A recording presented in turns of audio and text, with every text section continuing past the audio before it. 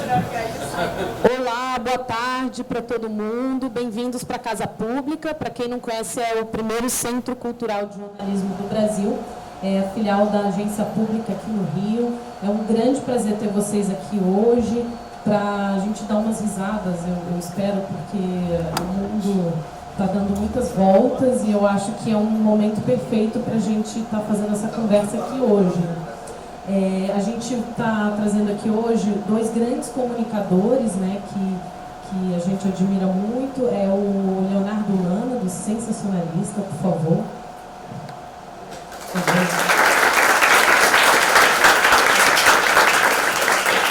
O Leonardo, ele se formou em História, né? Então é interessante porque eu estava assistindo esses dias uma conversa dele no TEDx e ele dizia o seguinte, que quando ele começou a usar humor nas redes sociais pela primeira vez, ele se sentia numa praça, subindo em cima de um banco e falando para as pessoas, e de repente começaram a juntar um monte de gente, né? Então eu achei interessante isso.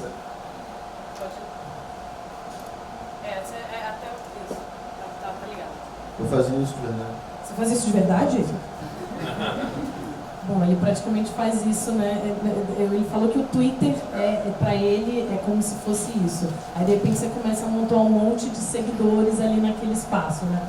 Então, eu achei interessante porque ele virou um grande comunicador, se juntou à equipe que formou o Sensacionalista e idealizou o projeto junto com eles. E essa ideia de criar um jornal fictício é muito interessante, então a gente vai discutir isso hoje. E nada melhor que o Gregório do Vivier para poder comandar esse papo. Ele é uma pessoa que é multifacetado, né? Ele é ator, comediante, ele escreve, agora ele lançou um livro chamado Caviar é uma Ova, que lançou esse mês, que reúne crônicas dele na Folha de São Paulo. Então, por favor, Gregório do Vivier, é um prazer ter você aqui hoje.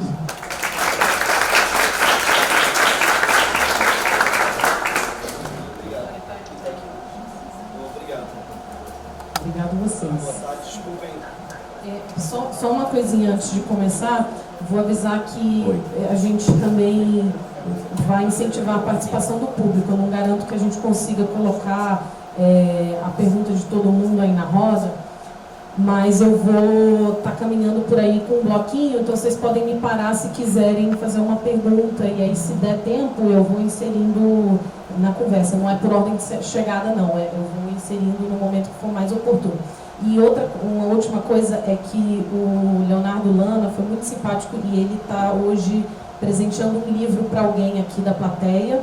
A gente vai fazer um sorteio, tá? Então no final... Pois é, faltou o livro do Gregório. Não quero não também. Eu não trouxe nada, desculpa, gente.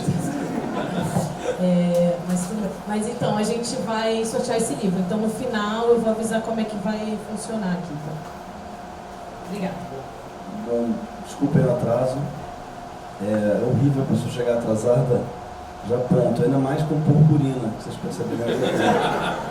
E se tem uma pessoa que a coisa não pode... Caramba, tá difícil. Se tem uma coisa que a pessoa não pode fazer de purpurina chegar atrasado, porque fica óbvio, né, que você estava. Só que eu não estava, juro. A purpurina de ontem, do Boitolo, ontem teve Boitolo, vocês souberam. Começou o Carnaval Carioca com alguns meses de adianto. Né? E eu acho que tudo que aconteceu, Trump, Crivella, e aí adiantou-se o Carnaval, e eu acho que esse ano vai ter uns 5 meses, que eu acho que ele vai até maio, assim. Até a gente chegar... Só tem um jeito agora. Não, só tem um jeito. Chegar no nosso ideal, que é um carnaval o ano inteiro. Mas aí durou até tarde, eu estava escrevendo a coluna e eu tenho um problema seríssimo, vou ser sincero, não foi assim, peguei um treino, não. Eu só escrevo a coluna no momento que eu estou obrigado a escrever, sabe? Tem alguém me ligando desesperado, onde é que você está? Desculpem, mas acontece muito isso. Eu já tentei me enganar, mas nem sempre funciona. Então, bom, vamos começar aqui o papo, talvez perguntando isso com você. Você escreve para onde hoje, assim, eu sei, mas eu acho que eles não necessariamente.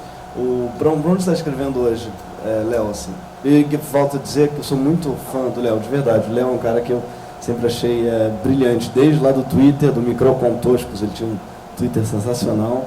E sempre quis trabalhar, ele nunca conseguiu... não, trabalhando junto misturado, né? Não. Você não chegou a escrever? Eu cheguei a fazer. Achei que você escrevia. Quase entrei, mas não rolou. Ah, tá. Achei que você tivesse. Aquela segunda temporada que acabou não rolando, não ele rolou depois, né?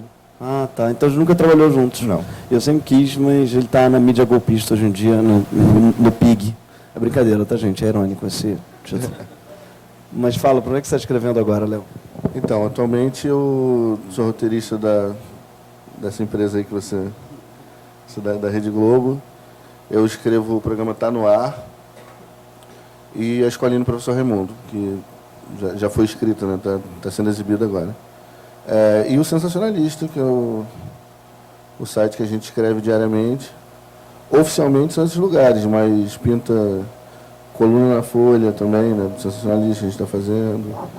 Coluna na Folha qualquer um está escrevendo. Coluna na Folha é o novo blog, né? Coluna na Folha é o novo blog. É o novo Ataca de DJ. Ataca de DJ e colunista da Folha.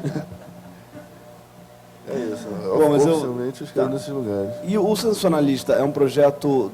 Como é que começou? Assim? Essa pergunta é chata, mas acho que todo mundo quer saber. Então, em 2009, o Nelito Fernandes, meu sócio, né, nós somos 4 sócios, Nelito, Fernandes, Marta Mendonça, Marcelo Zorzanelli e eu. O Nelito, ele já era roteirista de humor, ele escrevia no Caceta. Vocês estão ouvindo um eco? Tá rolando... Uou! O Nelito, ele já escrevia humor na Globo, inclusive, era roteirista do Cacete Planeta, e na ocasião foi demitido do Cacete. Mas ele também ele é jornalista, né? E trabalhava na revista Época. E tinha essa coisa do jornalista e do roteirista de humor ali. E aí, como ele saiu da Globo, ele resolveu, preciso continuar escrevendo humor. E teve a ideia de fazer um site inspirado no site The Onion, que é um site americano de notícia fictícia e tal. E aí começou a fazer ali uma outra, né, notícia. Ele fala que é muito comum nas redações esse tipo de coisa, né, que tem a notícia real, e aí os próprios jornalistas ficam fazendo ali piadinha em cima da notícia e tal. Ele colocou aquilo no site. E juntou mais 2 jornalistas com ele, a Marta Mendonça e o Marcelo Zorzanelli, que me conhecia do Twitter também. Aí me chamou para fazer. Então foi bem no comecinho ali, a gente já... Em 2009, estamos aí há 7 anos. O Sensacionalista, que eu sou hiper fã, aliás, outro dia uma atriz do Porta, a Karina, estava assim, a gente sacaneou muito, eu estava numa roda, esperando para gravar tal, ela pegou o celular e falou, gente, Sensacionalista é a melhor coisa da internet, disparado. E a gente, você sabe que você trabalha numa empresa de internet, né? Falou para ela, não, digo, depois do Porta, ficou meio constrangido assim. Mas não, realmente, Sensacionalista eu acho brilhante. Ele salva, né? Para mim ele tem uma função, ele tem pouco tempo, mas já tem uma função tão fundamental de traduzir a realidade assim em piadas. Cara, é tão rápido como aquilo sai, e é sempre a piada, eu tenho a impressão que está saindo lá. Assim, vocês pegam a grande piada sobre os assuntos. E definitivamente não é fácil, né? Porque, ainda mais hoje, é muito difícil você fazer rir o Brasil, porque eu tenho a impressão que metade vai rir de uma coisa e metade vai odiar o fato de você estar rindo daquilo, não importa o fato, né? E vocês conseguem, eu acredito. O Sensacionalista, ele consegue, pelo menos, fingir que não é de esquerda, o que é difícil, hoje em dia, assim. Ele tem uma habilidade de você nem percebe. Então, eu vejo pessoas mais diversas compartilhando as notícias. E, às vezes, eu até... Cara, se as pessoas estão compartilhando, não é possível. Não é possível. Eles devem estar fazendo alguma coisa errada, mas eles estão fazendo uma coisa certa, eu acho. Sabe, a famosa bolha, a gente tanto fala, né? Cara, a gente não está saindo da bolha, a gente só fala para a própria bolha. Eu tenho a impressão que o sensacionalista fura, né, várias bolhas. Aliás, eu fico puto com quem fica falando que a gente só fala para dentro da bolha, porque as pessoas, em geral, estão falando só para dentro da bolha. Então, acho que o Facebook é um monte de gente avisando a própria bolha que só está falando para a própria bolha. Gente, beira da bolha, vocês só falam para a bolha. E aí fica essa autorreferência da bolha, e eu acho que o sensacionalista sai. Né? Mas como é que é para vocês, hoje, no momento político atual, fazer humor político? Vocês se preocupam com isonomia? Tipo, se eu rir da Dilma, vou ter que rir agora do Aécio. Vocês se preocupam em fazer uma balança ou não? Então, eu vou ter que voltar lá em 2014, que foi quando o site meio que ressurgiu, assim, andou parado um tempo, e nas eleições presidenciais surgiu esse famoso Fla-Flu, né? O Facebook rachou no meio ali, você ou era oposição, ou era governo, e era assim, gritante nessa diferença. Só que a gente era de uma era pré-bolha, assim, né? A gente não se conhecia essa bolha, então a gente faz piada dos dois lados, fazia piada e faz ainda, né? Com quem, na verdade, estava em evidência para merecer ser vítima da piada. Naquele momento foi muito importante para a gente, porque a gente saiu arrebanhando tanto um lado quanto o outro, porque a hora a gente fazia piada com a Dilma, a hora com a Aécio, né, depois com o Temer, mas a gente não tem uma preocupação exatamente, mas tem também, porque a gente é muito cobrado, principalmente agora, de uns tempos para cá, muito cobrado, porque vocês só fazem piada sacaneando o Temer, só faz piada sacaneando, mas porque ele está no poder, né? Ele é o presidente. Quando a Dilma era presidente, a gente fazia piada sacaneando a Dilma, porque era... Se a Dilma está hoje lá na casa dela fazendo compra no Zona Sul, sabe? E quando pinta alguma coisa relativa ao Lula, ao PT, a gente faz. Óbvio que tem momentos dessa história toda aí em que um grupo está mais em evidência que o outro, né? Esse movimento. Eu, por exemplo, sinto que um dos problemas da crise atual, para mim, como criador, como humorista, eu não conseguia bater no PT, que era uma coisa fundamental, porque estava no governo, mas eu não conseguia, porque eu sentia que batendo nele eu estava me alinhando o que há de pior na sociedade. Sim. Então eu dizia, essa piada é até engraçada, mas se eu fizer ela, eu vou estar servindo, sabe? E aí você fica sempre... É um problema do humor hoje, você fica meio com medo de estar servindo, eu acho, a interesses mais a gente espúrios. Não teve essa preocupação no início e é um grupo bem plural assim também nesse sentido, né? Né? Isso é uma coisa que eu ia perguntar. Como é que é o grupo politicamente? Ele é bem diversificado, assim. Então, inclusive às vezes rola um embate interno do tipo, não vamos fazer essa piada. Eu falei, não, por que você está defendendo não fazer? Por questão ideológica, né? A gente tenta não ficar na barreira ideológica e fazer mesmo, e achar que, se o PT realmente está com todo o staff dele está na cadeia, porque, sabe, a gente é um motivo de piada, né? Então a gente faz, a gente não tem... Nessa hora fica ali, a gente tenta não ter ideologia. E como você falou da preocupação com isonomia, às vezes tem, porque por causa da cobrança, acaba a gente percebendo assim, cara, realmente as pessoas estão realmente achando que a gente tende só para um lado. Né? E a gente cresceu bastante por causa de não ter um lado. Então a gente às vezes acha que não, vamos observar também o que está acontecendo, né, do lado de lá e fazer uma piada também, e bater, não. Mas é uma preocupação, mas não é uma pauta, né? De vez em quando você tenta tomar esse crime de volta, mas eu repito, são momentos. Teve momentos que só dava porrada no PT, no Lula, na Dilma, porque eles estavam, né, fazendo o movimento deles ali. E hoje, depois do impeachment /golpe, né, só escolher a palavra, você já se posiciona, ficou... Você não escolheu, estou esperando. Mentira. Você faz muito mais piada com quem está no poder, com quem está articulando o poder, com quem está, que o pessoal fala, tentando dar golpe no golpe. Quer dizer, então, piada surge com o que está em evidência. Acho que a nossa preocupação maior é essa. E, volta e meia, cedemos a alguma pressão do tipo, vocês estão muito, muito petralha. Fizeram uma bandeira do PSOL com essa do sensacionalista. Assim, então, a gente tem essa preocupação de... Não porque a gente tem que ser imparcial, porque a gente prefere assim, né? Foi assim, e, inclusive a gente juntou tanta gente, acredito que por causa disso. Você tem uma formação informal, digo assim, como criador, né, do Twitter. E é engraçado como são poucas as pessoas, eu acho, que sobrevivem ao Twitter, né, e vão para outros meios, porque parece que é um tipo de humor que às vezes parece que não é nem traduzível, né? Eu conheço tantos humoristas que parece que o Twitter é o o meio de comunicação e você conseguiu sair. Mas você sente que o Twitter te formou assim como pensamento, como produtor de conteúdo? O Twitter me foi muito útil numa época, porque, na verdade, eu comecei escrevendo em blog e tal. E o Twitter tinha uma coisa de ser muito rápido, né? Porque era pouca coisa. Então, você, às vezes, deixava de fazer uma coisa maior porque não tinha tempo, mas no Twitter você conseguia. Então, o Twitter ajudou muito nessa coisa da síntese, né? De ir direto na piada, que é o sensacionalista, né? Uma manchete, né?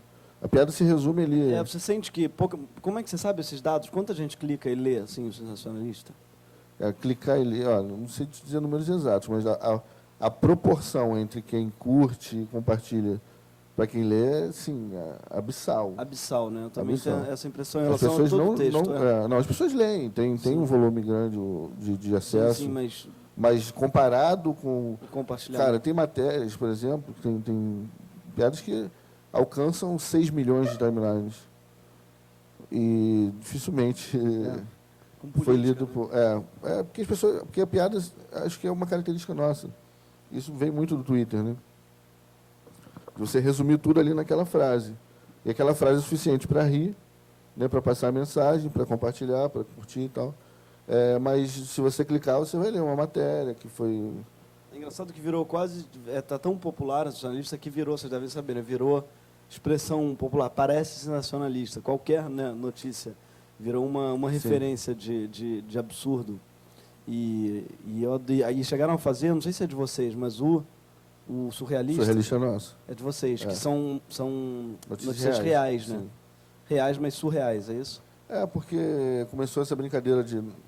Principalmente com essas notícias de planeta bizarro, essas coisas, né? Mas realmente surreais. E sempre vinham com um comentário assim, parece coisa do sensacionalismo. Parece coisa...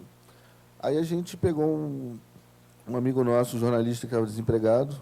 Não foi difícil achar. E ele está fazendo o surrealista, que na verdade são essas notícias que nem a gente teria capacidade de fazer, né? Tão malucas que são. E ele vai lá, apura e faz o próprio texto. Falando em notícias malucas, eu tenho uma pergunta aqui de fora. Sentar aqui com puxar uma cadeirinha?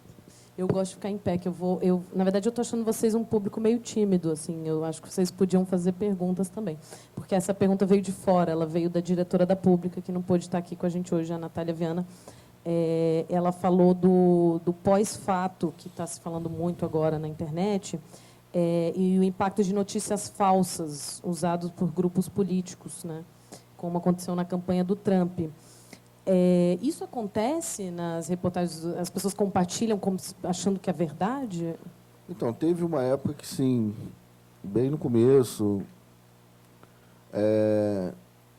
Mas, primeiro, né, assim, coisas que, obviamente, são piadas e que as pessoas tendiam a acreditar por causa desse tipo de coisa que você falou, de notícias tão surreais, né, que hoje são possíveis, a realidade é tão absurda, né? Mas conforme a marca, o nome foi sendo um pouco mais conhecido, isso parou. Agora, já aconteceu de pessoas tirarem do contexto, né, da piada para usar de má fé. Por exemplo, um caso que aconteceu. A gente fez uma piada dizendo que a bancada gay ia proibir o casamento evangélico. É uma piada de inversão simples. Tiraram isso do site e publicaram no site evangélico lá, dizendo o deputado João Willis está propondo essa lei, sabe? Saiu, né? Aí pegaram o texto, tudo, como se tivesse Super saído. entendo essa lei, porque não tem nada contra evangélicos, eu não gosto de ver dois se beijando. Mentira, tô brincando, gente. E até tem um amigo evangélico. Tem vários amigos evangélicos.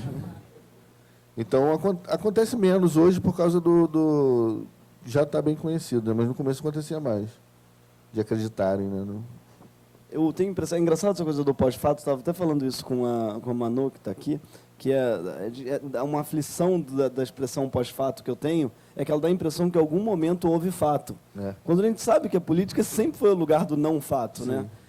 Hoje em dia tem, talvez, a repercussão, a maior viralização do não fato, mas sempre... Você acha que no século XIX as eleições eram discutidas cientificamente e as pessoas nunca houve um fato, talvez político, que não fosse, enfim, um não fato, uma interpretação. Especulado. Pô, claro, eu acho que...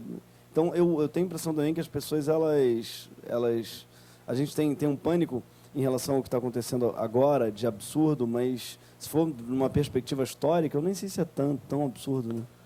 Tem um barulho maior, né? Tem um barulho maior agora. A gente percebe mais, né? Tá muito próximo, assim. Tá no celular, tá no computador. Onde a gente está, a gente está vendo, está ouvindo. Então, acho que a percepção talvez seja maior hoje. Sente que o Brasil é... Até uma coisa que sempre pergunto também para a gente do Porta, que é... Como é fazer humor num país que o José Simão sempre chama do país da piada pronta? Esse humor da piada que dá a impressão de que a realidade já é uma piada. É bom e é ruim, né? É bom porque não falta material, né? Todo dia você acorda e tem assunto, tem a vida dando material para piada. É ruim porque às vezes a piada da realidade é muito melhor e você não consegue superar, né? Então a gente tenta, mas é difícil. É difícil, é um desafio, mas é desafiante e por esse motivo acho que talvez estimule mais, né? A gente tem que ser mais criativo do que os caras estão fazendo aí. Sim, é mais desafiador, né? Como competir com essa realidade. Não é exatamente mais fácil. Né? Não. Eu também tenho essa impressão. Como vocês se pagam? Aquela pergunta que todo mundo deve fazer. O pessoal da internet, sobretudo. Como é que... A gente tem banners, né, no site, a gente chama de mídia programática, que é gerenciado pelo próprio Google, né, Google AdSense, essas coisas. Fazemos alguns publi editoriais, né, que são empresas que querem que a gente faça, faz uma matéria do sensacionalista com nosso produto, nosso serviço. Tem isso já. Temos alguns. É basicamente isso. E na verdade a gente tem emprego, né? A gente... é verdade. Todos vocês são empregados de outros lugares. Menos o Zorzanelli, que saiu, ele era da Band. Ele hoje em dia é do exclusivo, CQC, né? Quer dizer, ele não saiu. Não saiu exatamente. Acabou o CQC. Mas é isso. Mas basicamente é isso, é receita de anúncio. Eu tenho a impressão que a crise do jornalismo é também uma crise muito institucional. O próprio CQC ter acabado, para mim, é um sinal não só não é questão, para mim, muito menos de audiência, mas para mim tem muito a ver também com a Band, de repente, estar fazendo um programa político. E como é que vai fazer um programa político estando tão envolvido? De repente, a Band acabou de ser citado, do dono lavou 400 milhões, sei lá onde. Então, como é que vai fazer um programa de CQC, custe que custar, sem poder falar disso, né? Então, eu acho que existe uma crise também nesse sentido. E vocês são, para mim, também vanguarda por isso, né? Por serem independentes nesse sentido. Aliás, até um problema que eu tenho com quem fica muito falando, essa mídia é vendida e ao mesmo tempo fica puto de ter que pagar uma assinatura de um jornal. Porque as pessoas reclamam muito que o jornal está sendo pago por interesses espúrios e reclamam também quando tem que pagar, sem perceber que o jornal, as pessoas precisam ser pagas fatalmente. Sim. E alguém vai pagar essa conta. Então, me dá um pouco de aflição essa coisa da internet, do culto ao gratuito, e embora o Porta, inclusive, seja gratuito, mas em relação o Porta faz muito isso, public post, coisas que a gente paga para se vender. E é criticado por isso, às vezes. E é criticado por isso também. Mas eu acho que tem uma liberdade por ser humor. Agora, feito sensacionalismo, mas no jornalismo, eu tenho a impressão de que não é para sobreviver fazendo public post no jornal, né? Então, eu acho que a solução continua sendo o leitor pagar.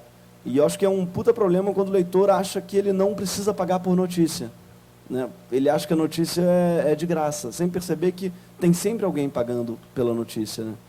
E o ideal é que seja ele. Tem isso que você falou, a cultura do gratuito na internet, que sacudiu a indústria fonográfica, cinematográfica, criou-se de repente uma cultura de que nenhum conteúdo tem que ser pago, né?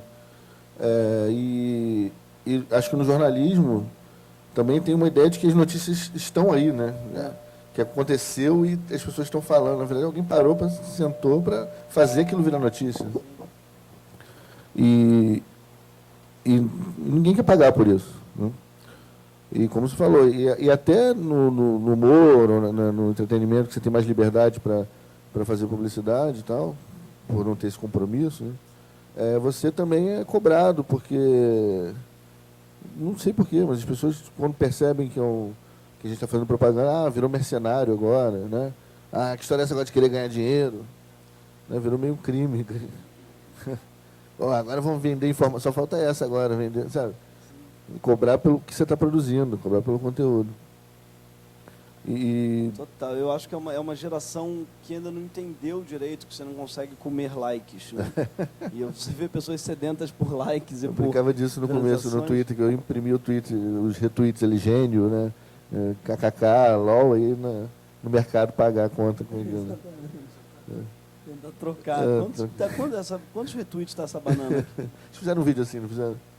Acho que é um cara, é um cara que quer pagar, um designer, quer pagar, vai à feira e quer pagar com reconhecimento e vitrine. Não, vou falar para todo mundo da sua banana, que é a melhor, porque a gente, cara, o nosso meio a gente sabe muito, né, o que é isso. E é um problema. Mas eu acho que fico muito intrigado no sucesso do sensacionalismo e agora também para falar um pouco do que você escreve, que é o Tá No Ar. Como é fazer humor dentro da Globo? Assim? Também foi um grande desafio, está sendo, sempre teve até um colega nosso que falou assim, mas também com liberdade é mole, né? Como se a liberdade não fosse conquistada, né? Que na verdade foi reconquistada essa liberdade, né? A Globo sempre teve bons produtos de humor, né? E que tinham uma liberdade para fazer piada, para sacanear, para brincar, que com o tempo isso foi meio esfriando, aí criou-se uma casca assim de uma lava fria, sabe? Esse assunto é proibido, isso não pode falar, o jurídico não deixa e tal, e aí foi se criando uma regra. Não pode, isso não pode. Você trabalhando na Globo, você sabe. Várias coisas que não pode. E aí o Márcio Smelling, o Maurício Fares e o Adnet se juntaram num projeto e falaram, legal, vamos fazer, mas eu acho que, está na hora de rever esses não pode. Né? Foi um momento, assim, que tem muito a ver com Porta dos Fundos também. Esse momento que vocês saíram da Globo e foram fazer, né, o Porta dos Fundos na internet, né, pé na porta, né, de verdade, ali, falando o que queria, o que bem queria, mostrando que dá para fazer isso também na internet.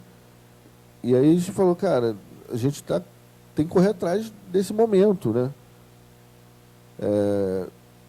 Acho que é uma geração nova aí, que é muito mais rápida, acelerada, e que está se afastando da Globo. Né? Se afastou da Globo, se afastou da televisão em geral, né? E foi esse desafio de fazer esse humor com essa linguagem na TV aberta, que voltasse a falar com um público que está em outros lugares hoje. E foi uma experiência, está sendo bem sucedida, assim, a gente está indo para a 4ª temporada, mas por estar na Globo é um desafio do tipo, cada assunto que é tratado, ele é negociado, né, ele é discutido, porque a gente está na Globo, né, a gente está na maior emissora do país, a gente está falando para um público muito maior do que se fala na internet, está falando com gente, como você disse, fora da bolha, né? Então você está usando, tem que prestar atenção nas referências que você usa, você fala. É um grande desafio, sim, mas é muito legal. É engraçado que quem reclama muito, que a gente está falando para a própria bolha, em geral também reclama muito quando você fala com a mídia golpista, por muitas aspas, mas você trabalha para... Então você não pode falar para a bolha, porque é redundante, mas você também não pode falar com a mídia tradicional. Né? Sendo que, obviamente, a maneira mais rápida de você furar a bolha é assim, você ir nos caminhos tradicionais, né? Grande mídia, assim. Então, é engraçado isso, porque se existe alguém que fura isso, vocês fazem na Globo. Vocês estão falando ali com uma quantidade, o Chico Buarque de Orlando, maravilhoso, aliás, por exemplo. Estão falando com uma quantidade tão grande de gente, com uma mensagem tão progressista, mais que isso, iconoclasta, assim, uma mensagem tão anarquista, às vezes até, que eu acho... isso é revolucionário. Pô, ele é foda, né? E eu sinto que deve ter um monte de gente que não vê por ser na Globo e se recusa a achar bom. Né? E isso é um puta problema também. Mas o que é interessante é que, na verdade, também em algum aspecto a gente conseguiu quebrar esse preconceito. A gente publica bastante na internet, usa até o Censo às vezes para isso, publica uns vídeos, né, do Tá No Ar, e eles circulam bem na internet, né? Sim, o Tá No Ar, ele bomba muito na internet. E aí as pessoas percebem, caramba, mas acho que é o chavão assim, não acredito que a Globo está fazendo isso. E isso também tem acontecido muito com o Novo Zorra, que também está né, fazendo piada assim, e muito mais quente em cima do lance, porque eles, né, tem toda semana, e tal, gravam em cima e tal. E aí justamente se ouve isso, caramba, não acredito que a Globo permitiu isso. Eu acho muito engraçado isso. E ao mesmo tempo você vê pessoas mais conservadoras, mais à direita e tal, chamando a Globo de TV PSOL. Sim. Você sabe se existe isso? Tem muita gente que acha que a Globo é um braço comunista. Eu moro do lado da Globo na... É muito doido, como as bolhas realmente não se falam. Não se falam. As pessoas, eu moro do lado da Globo do Jardim Botânico, e volta e meia eu passo lá, e tem pessoas com cartaz de Globo, aborteira, comunista. Então você começa a gostar da Globo, você fala assim, olha, eu estou representado ali. E eu acho tão engraçado isso, como a Folha, tem gente que chama a Folha de a Foice de São Paulo, que seria um jornal comunista. Então, assim, os delírios têm dos dois lados, né? No Censo acontece menos, mas acontece ainda bastante. Às vezes, no mesmo post, a gente ser xingado de coxinha de petralha. Eu acho legal, acho que é um caminho. Eu acho que é o ideal, é o caminho, ótimo. A gente no Porta é engraçado que teve um outro vídeo batendo mais no direito, no PSDB ou sei lá em quem, que viralizou muito, e a gente ficou imediatamente um grupo petralha, apesar de, eu acho que ele ser de maioria, ele é um grupo de maioria, eu não diria tucana, porque eu acho que não existem mais, né, estão em extinção, assim, eu acredito, eu não sei se eu desespero, mas eu acho que assim como os petralhas, não existe cativeiro. Tucanos, não existe, exatamente, não existe cativeiro. Tucano só em liberdade. Mas tem uma coisa que o Porta ele é mesmo, a maioria dava Aécio no primeiro turno, e todo mundo fica muito surpreso quando eu digo isso, mas no Porta dava. E eu acho isso muito interessante, porque eu saio da bolha só de falar na reunião do Porta, eu já estou fora da bolha em algum lugar. São pessoas que são completamente diferentes do meu meio do teatro, ou do meu meio dos outros meios que eu frequento, né? Nossos grupos de WhatsApp que a gente tem são completamente diferentes disso do que eu tenho dentro do Porta. Mas, apesar disso, por causa de um vídeo ou outro que seria mais alinhado, eu acho, com a PT por rir desse fato exatamente que o PSDB não vai preso, virou um grupo mais petralha comunista bolivariano do Foro de São Paulo. E me diverte muito ver o Kibe, que é um cara, nosso amigo de direita, assim, assumidamente, andando na rua e as pessoas gritando, comunista! Eu falo, cara, que delícia isso! Que bom que ele, sabe, assim, porque tem um lado que ele fica vendo um pouco na pele, e ele mesmo virou mais, eu acho, para esse lado, ao sentir na pele como o ódio, porque ele sempre dizia, o ódio dos dois lados é muito parecido e tudo, ele tinha experimentado, ao se ver na pele de uma pessoa isso, que estaria alinhada com o pensamento do PT, ao sentir esse ódio, eu acho que humanizou-se nesse sentido, e falar assim, está muito pior para esse lado mesmo. Tanto é que a gente fez depois um vídeo rindo disso, do fato de que a gente virou imediatamente um grupo. Sim. Recebendo a mesada lá do exatamente, PT. porque isso aí para mim, o Kibe está sendo chamado de comunista, para mim é a prova do delírio nacional, sabe, assim, da loucura que está e como essa palavra se perdeu também, né? E a gente, cara, se a gente fosse contabilizar a quantidade de dinheiro que a gente recebeu de mesadinha do PT, né, toda vez que acho que virou uma acusação, assim, né, clássica. Pô, quando o PT, então, saiu do governo, agora acabou, agora eu quero ver se os senhores sobrevivessem à mesadinha. Eu adoro isso. Quando o Temer assumiu, muita gente foi postar no meu perfil, acabou a mamata. Com o Temer, acabou a mamata. Exatamente, nossa, assim, uma mamatinha da Rouanet. Exatamente. E tem muita gente que acreditou nisso, né? Não sei se ainda, mas... Como é que você está vendo os mais recentes acontecimentos, assim, da política? Essa loucura que foi essa semana, não é? Desculpa usar o seu dom de sensacionalista de graça, mas... como é que Não, você... é uma loucura que às vezes você não, perde até... A gente queria pedir para os caras fazer um tempo, um intervalo, assim, né, melhor. Pô, mal deu para aproveitar o garotinho sendo preso, o Cabral já foi, né, logo de manhã, bem cedo também, 6 da manhã. Ficou até uma discussão, cara, já lança piada ou espera o pessoal acordar, sabe? Porque tudo acontecendo assim muito rápido. Essa semana mesmo, a gente fez ontem um resuminho da semana para botar hoje e tal, não sei o que, o Fidel vai e morre. É muita coisa acontecendo. Podia ter esperado o Fidel, né? Segunda-feira. Aliás, qual foi a piada que vocês fizeram hoje sobre o Fidel? Hoje nós fizemos uma... que o Fidel, né, nessa fase já idoso, ele estava sempre visto com um casaco da Adidas, da Nike. Né? Então que as marcas esportivas lamentavam a morte do seu garoto propaganda. Aí tem uma coleção de fotos assim, dele só de agasalho e tal. E a outra é a gente fez uma que a direita comemora. Até o Fidel a gente derrubou em 2016. Foi um ano bem vitorioso, né, para a direita. Nossa, foi mesmo, exatamente.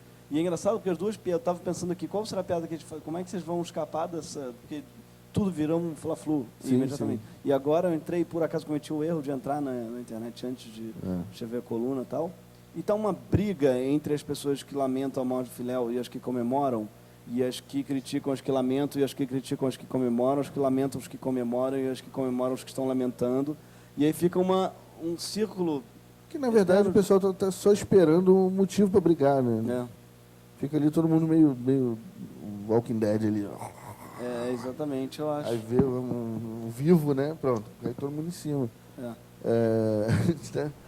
Achei até um pouco agressivo, a gente botou lá assim, Fidel morreu e ninguém quer saber a sua opinião, sabe? Que é meio isso, né? Necessidade da opinião e necessidade de criticar a opinião do outro, de criticar quem critica a opinião do outro, e fica um círculo... E a quantidade de especialistas, né? De pessoas que sentem isso. Obrigado. Eu sinto que as pessoas, elas... Morre alguém e fala, eu tenho que postar algo. O Fidel morreu. Como é que eu não falei nada sobre isso? Esse as pessoas nível, devem estar se perguntando. Não, até esse nível eu acho legal. Tem que manifestar uma opinião, beleza. Mas aí tem o cara que tem que manifestar a opinião dele sobre a sua opinião. Eu tenho a impressão que existe um círculo da internet de todo assunto, tudo que bomba em algum lugar, qualquer assunto, qualquer viralização, imediatamente segue-se uma crítica da viralização. Eu não acredito que vocês estão falando sobre isso. Aí logo em seguida aparece uma crítica da viralização. Não acredito que vocês estão criticando essa viralização. Tanta coisa mais importante é criticar. E até dar uma volta, até as pessoas já esquecerem qual era a viralização. Ou depois qual era a crítica, depois qual era a crítica. Né? É um círculo, é muito rápido, é em poucos dias. Isso acontece com os memes, né? Primeira semana em termos de internet é muita coisa. Primeiro dia, segundo dia, todo mundo rindo, compartilhando, no terceiro, ai que saco, estão compartilhando. Ai que saco, estão reclamando do meme. Não aguento mais essa piada, tem 2 dias, né? Tem uma...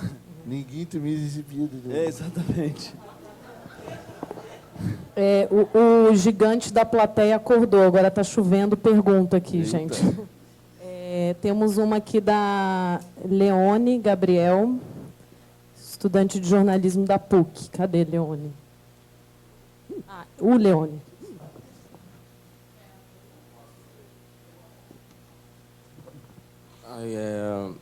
Então, os produtores da página Sensacionalistas leem ou se inspiram no jornal Meia Hora? Na verdade, a gente lê, a gente gosta, né? Eles usam humor também para fazer jornalismo, né? Mas eles têm a preocupação de fazer jornalismo, né? São um jornal. A gente não, a gente faz piada. Né? A gente não tem essa responsabilidade. Mas a gente conhecemos, inclusive, o pessoal lá que faz e tal. A gente curte o trabalho deles. E a página Surrealista, ela está indo nesse caminho, não? O surrealista, na verdade, ele não faz piada, ele reproduz a realidade, né? Mas que geralmente já é piada, né? Já vem pronta. Mas o Meia Hora, acho que ele tenta pegar uma notícia real e fazer um trocadilhozinho, né? uma brincadeira para dar aquela notícia de forma engraçada. O surrealista não, o surrealista ele só apresenta um fato curioso que já é engraçado, né? Mas veio daquele jeito, aconteceu daquele jeito. E o sensacionalista aí não tem essa preocupação de passar a notícia. A gente faz uma piada em cima da notícia real. Subverte, exagera, acrescenta, faz ligação com outro assunto. Acho que a diferença é essa.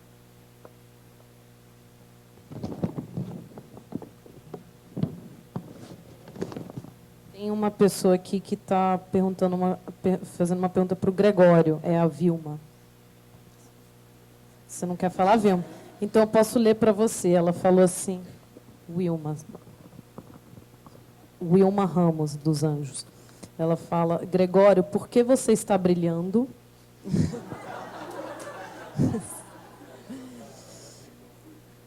E onde está hospedada a sua coluna da Folha, sem ser na Folha? Copacabana Palace. Duas coisas que eu falei. Tá no quarto 301 do Copacabana Palace. Não, primeiro, se sua estrela não brilha, não tente apagar a minha. Eu sei que é difícil ver gente brilhando. Entendeu? Quem viu o Crepúsculo sabe por que ele está brilhando. Eu sou um vampiro. Não posso sair à luz do dia. Não, o carnaval. É o carnaval carioca, que dura o ano inteiro. E a boca também, porque eu toco trombone, mal, mas toco, e eu tô com o lábio também todo vermelho, porque eu fiquei até muito tarde ontem no Boitolo, que é bloco que tá aí ainda. O Boitolo deve estar mais ou menos no Recreio, ali, Vargem Grande já. Eu tenho a impressão que esse que saiu ontem, na verdade, é o mesmo do carnaval que deu a volta. É a mesma galera. E voltou. Eu via pessoas que eu não via desde fevereiro. Assim. Olha assim. E a coluna está hospedada na Folha. As pessoas põem em outros lugares, mas um dos papos que eu estava tendo é tentar... Sei lá, eu acredito ainda no jornal impresso, e não digo impresso necessariamente, nos jornais... eu acho que... Eu mesmo já botei muito minha coluna na Folha, no Face. Eu mesmo botava contra e já briguei com a Folha, falando, não acredito, vocês querem cobrar por texto, sabe? Não acredito que vocês querem... O leitor, o cara que vê o Porta, nunca vai pagar por um texto. Desista. Não vai. É uma geração que não vai pagar para a Folha. Então, desista. Eu sempre tive esse ponto de vista. Hoje em dia, eu fico pensando, se não é o caso de educar esse cara, sabe? De dizer assim, então não vai ter. Se não pagar, não vai ter. Ver como é que funciona. Eu não sei, hoje em dia, como é que se conseguiria ou não. Se a gente consegue ganhar esse jovem para pagar por notícia. Mas eu acho que seria tão importante, porque eu acho que é uma mudança de percepção mesmo. Né? Você não pode criticar, achar que o jornalismo está uma merda, morreu, e achar que aquilo vai ser autofinanciado, autogestionado, sabe? Você tem que perceber que o dinheiro está onde o jornal está, assim, que a verdade dele, né, vai seguir um pouco isso. Ele vai escrever muito para quem o paga. Isso é... óbvio, tudo é assim, não é? Então eu fico com pena isso, que as pessoas não... Cara, a Folha tem... Você nem precisa pagar por 10 textos, as pessoas não querem nem se inscrever, não querem nem botar o CPF, não querem nem botar o e-mail. E eu entendo, porque é uma geração Mas sabe que existe... eu acho que as pessoas entendem, quando a coisa realmente fica clara, que existe custo, que existe, né, valor por aquilo que você produz, é só ver o fenômeno do crowdfunding, né? As pessoas estão pagando para trazer shows para o Brasil. As pessoas estão pagando para a pessoa fazer um livro, fazer um jogo de videogame. Né? Quando fica uma claro... salada de batata, você viu? Não. O cara, não? Um cara genial conseguiu uns 130 mil dólares, sei lá, era mais de 100 mil dólares para fazer uma salada de batata. Ele fez como piada, assim, todo mundo tem crowdfunding de qualquer porra, quero fazer uma salada de batata. Ele fez essa piada. Começou a viralizar de piada, as pessoas começaram a dar R$10. No mundo inteiro, ele já tem mais de 100 mil dólares para uma salada de batata. Bastante salada. Quer dizer, então quando fica claro que houve, né, que tem valor aquilo, né, que tem trabalho humano ali, só que eu acho que o jornalismo, né, principalmente, sofre dessa coisa do tipo, porra, não, primeiro que sim, são as grandes corporações, né, grandes empresas, porque elas são querendo... querendo meu dinheiro. Mas ela só tem dinheiro para pagar as pessoas que escrevem se ela receber dinheiro. E essa ideia de que conteúdo escrito é de graça, né? Isso também acho que tem uma... E uma das coisas que eu acho bonitas da Folha é que a pessoa, por exemplo, que compra o jornal, o que compra a Folha e me odeia, ela é obrigada a comprar a Folha comigo. Ela não tem opção de comprar a Folha sem mim. E eu amo isso. Pensar que as pessoas que me odeiam são obrigadas. Ela não tem como cortar. Não, eu quero sem o Gregório. Sabe? E ela isso até faz bom. isso em casa, né? Ela pode fazer. Muita gente deve fazer isso em casa. Eu não sei, porque atrás tem a do Pondé. Se tirar. Então ela não consegue nem cortar a minha. Porque, literalmente, se você põe a Folha contra o jornal, o texto do Pondé está dizendo o inverso do meu, literalmente. Assim, como se fosse virar o disco da Xuxa ao contrário. Exatamente. Ele está dizendo... Isso só num jornal de papel pode acontecer, não é? Assim, você tem opiniões tão contraditórias de lados opostos da mesma folha. E eu acho isso muito saudável mesmo. Sim. Eu acho saudável, eu odeio profundamente comprar um jornal e vir o Reinaldo Azevedo, eu senti que eu paguei por aquilo. Ao mesmo tempo, eu acho que tem certa importância nisso. Você comprar um leque variado de opções, sabe? Porque é isso, para a gente tentar um pouco ler coisas dissonantes. E a Folha é muito dissonante, pelo menos. Isso tem uma vantagem da Folha, é essa dissonância entre os colunistas todos. Né? Eu digo o contrário do editorial, por exemplo.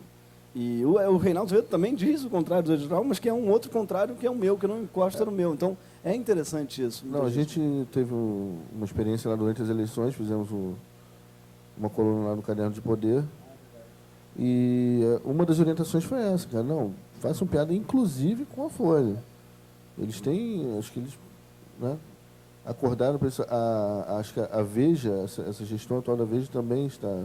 A Veja está modernizando, Está de olho nisso, porque assim, não adianta você né, falar para um lado só, escrever um lado só, fica um negócio muito restrito, né? E como você falou, você dá um leque e a pessoa ali vai escolher o que ela quer consumir. Ou vai consumir os dois também, porque não, né? Acho que essa ideia também de rótulo, de enquadrar num lugar que atrapalha tudo. Total, eu acho que é muito saudável isso, né? Você ter acesso a isso, a outros textos e tudo. Quer botar mais? Tem uma pessoa que quer fazer uma pergunta, é o Pedro. Enfim, aterrissando um pouco para... Estamos aqui no espaço de jornalismo, cheio de jornalista aqui e tal. A mesa de Cuba, tá polêmico, gostei, hoje. Tá linda. E assim, jornalismo, às vezes, é visto um pouco como o oposto do humor, né? O jornal, a característica que o jornal que você quer é um jornal sério, né? As pessoas falam isso. Só que cada vez mais, nos Estados Unidos isso é muito claro, as pessoas se informam pelo humor.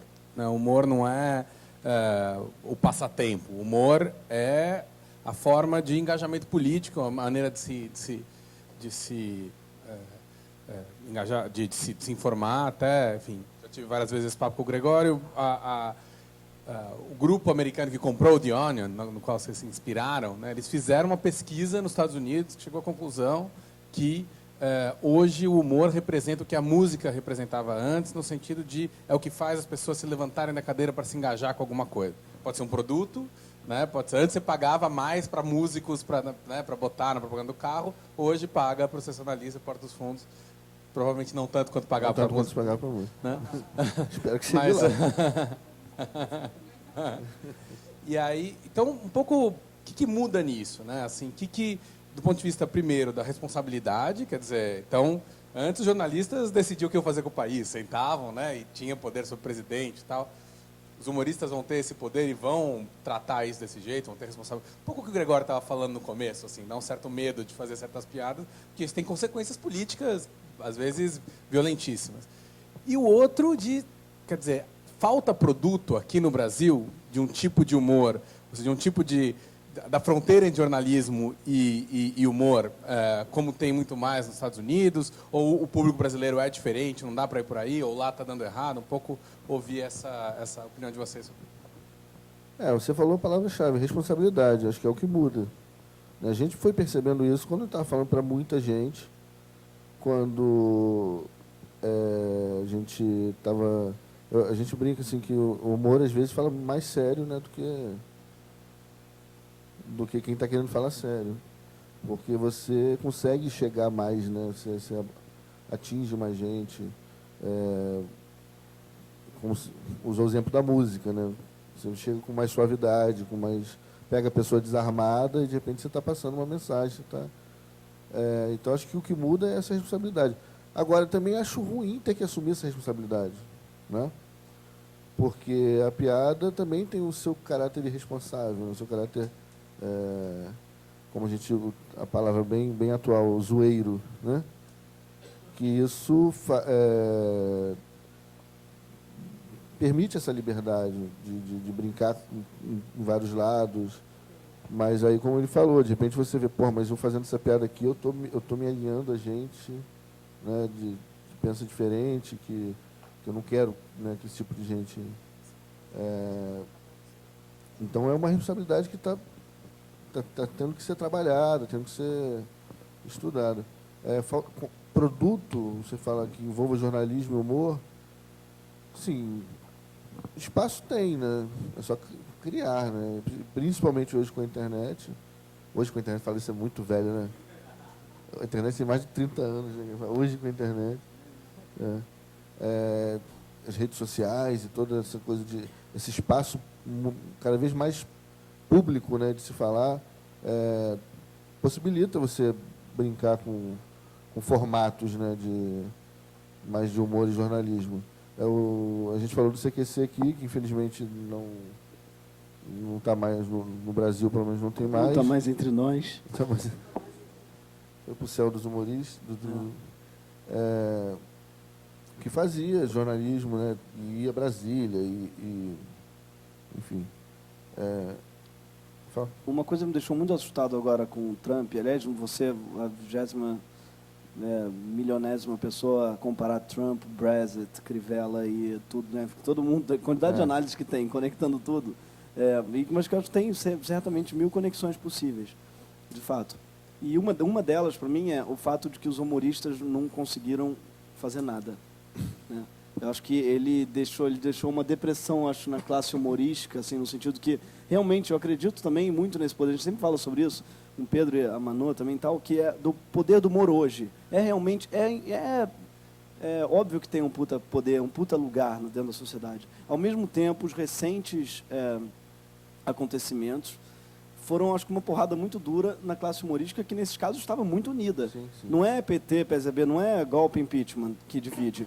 O caso Crivella no Rio, eu não conheço nenhum humorista que não batesse nele, assim, que não preferisse o Freixo. No caso Trump nos Estados Unidos, a mesma coisa. E não só humorista, a classe artística, junto com a imprensa, junto com os intelectuais e junto com os acadêmicos. Uma espécie de junta, vamos dizer assim, de bem pensante, que não pôde nada, né, contra esse avanço do conservadorismo, que se sentiu muito impotente face a ele. E que muita gente, inclusive, várias das leituras dizem, não é só que as pessoas votaram no Trump ou no Brexit, ou apesar dos intelectuais serem contra eles. Talvez elas tenham votado neles porque os intelectuais eram contra eles. E os humoristas também, em algum lugar. A gente está um pouco nesse mesmo caldo que dá a impressão que é sobre a gente que a ação da conservadora está passando, né? Como falar com eles? Eu sei que é uma pergunta muito difícil, mas como falar não para fora da bolha, porque acho que isso você já faz e tal, mas como falar com além da bolha, com o ódio, com as pessoas que como se você é humorista, ela já não te ouve ou não te respeita, sabe? Acho que eu tenho a impressão que tem uma onda crescente de surdez mesmo em relação e aí entra talvez o pós-fato, mas que eu acho que não é só o pós-fato, é um influenciador, pós-intelectuais, é um formadores de opinião, mas tudo isso já não forma. E aí tem aquela pergunta, o que é que forma então, né? O que é que forma? Se não é nenhuma das pessoas que forma, o que é que está formando a cabeça dessas pessoas, né? E como falar contra isso? Você quer que eu responda isso? Não sei, porque realmente é uma dúvida. Sim, existe uma confusão grande também, e eu vou falar do nosso exemplo, que a gente apesar de não se posicionar ideologicamente e de ter várias, né, correntes de pensamento político dentro do grupo, a gente tem o pé firme, e eu acredito que o Porta também, num lugar que está ligado a direitos humanos, né? Que é a velha piada preconceituosa, né? A velha piada racista, machista, homofóbica, enfim. E hoje, para um grupo grande, estar alinhado com isso é ser de esquerda, né? Se você defende minimamente direitos humanos, de liberdade, pronto, é suficiente para você ser taxado de esquerdista, petralho comunista, bolivariano e deixar de ser ouvido, né? Só que acho que é um lugar que não, assim, não dá para abrir mão, sabe? Não dá para desistir. E também acho que é um lugar que não tem debate, assim, sabe? Acho que é assim, o certo contra o ódio, né? Os caras que odeiam gay, odeiam negro, odeiam mulher, não tem debate com esses caras. Não tem...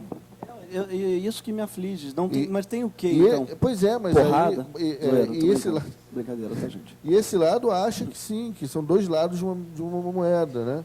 E que tem que haver uma discussão, e aí cobram, às vezes, uma isonomia que não vai existir, desculpa, pelo menos do nosso lado.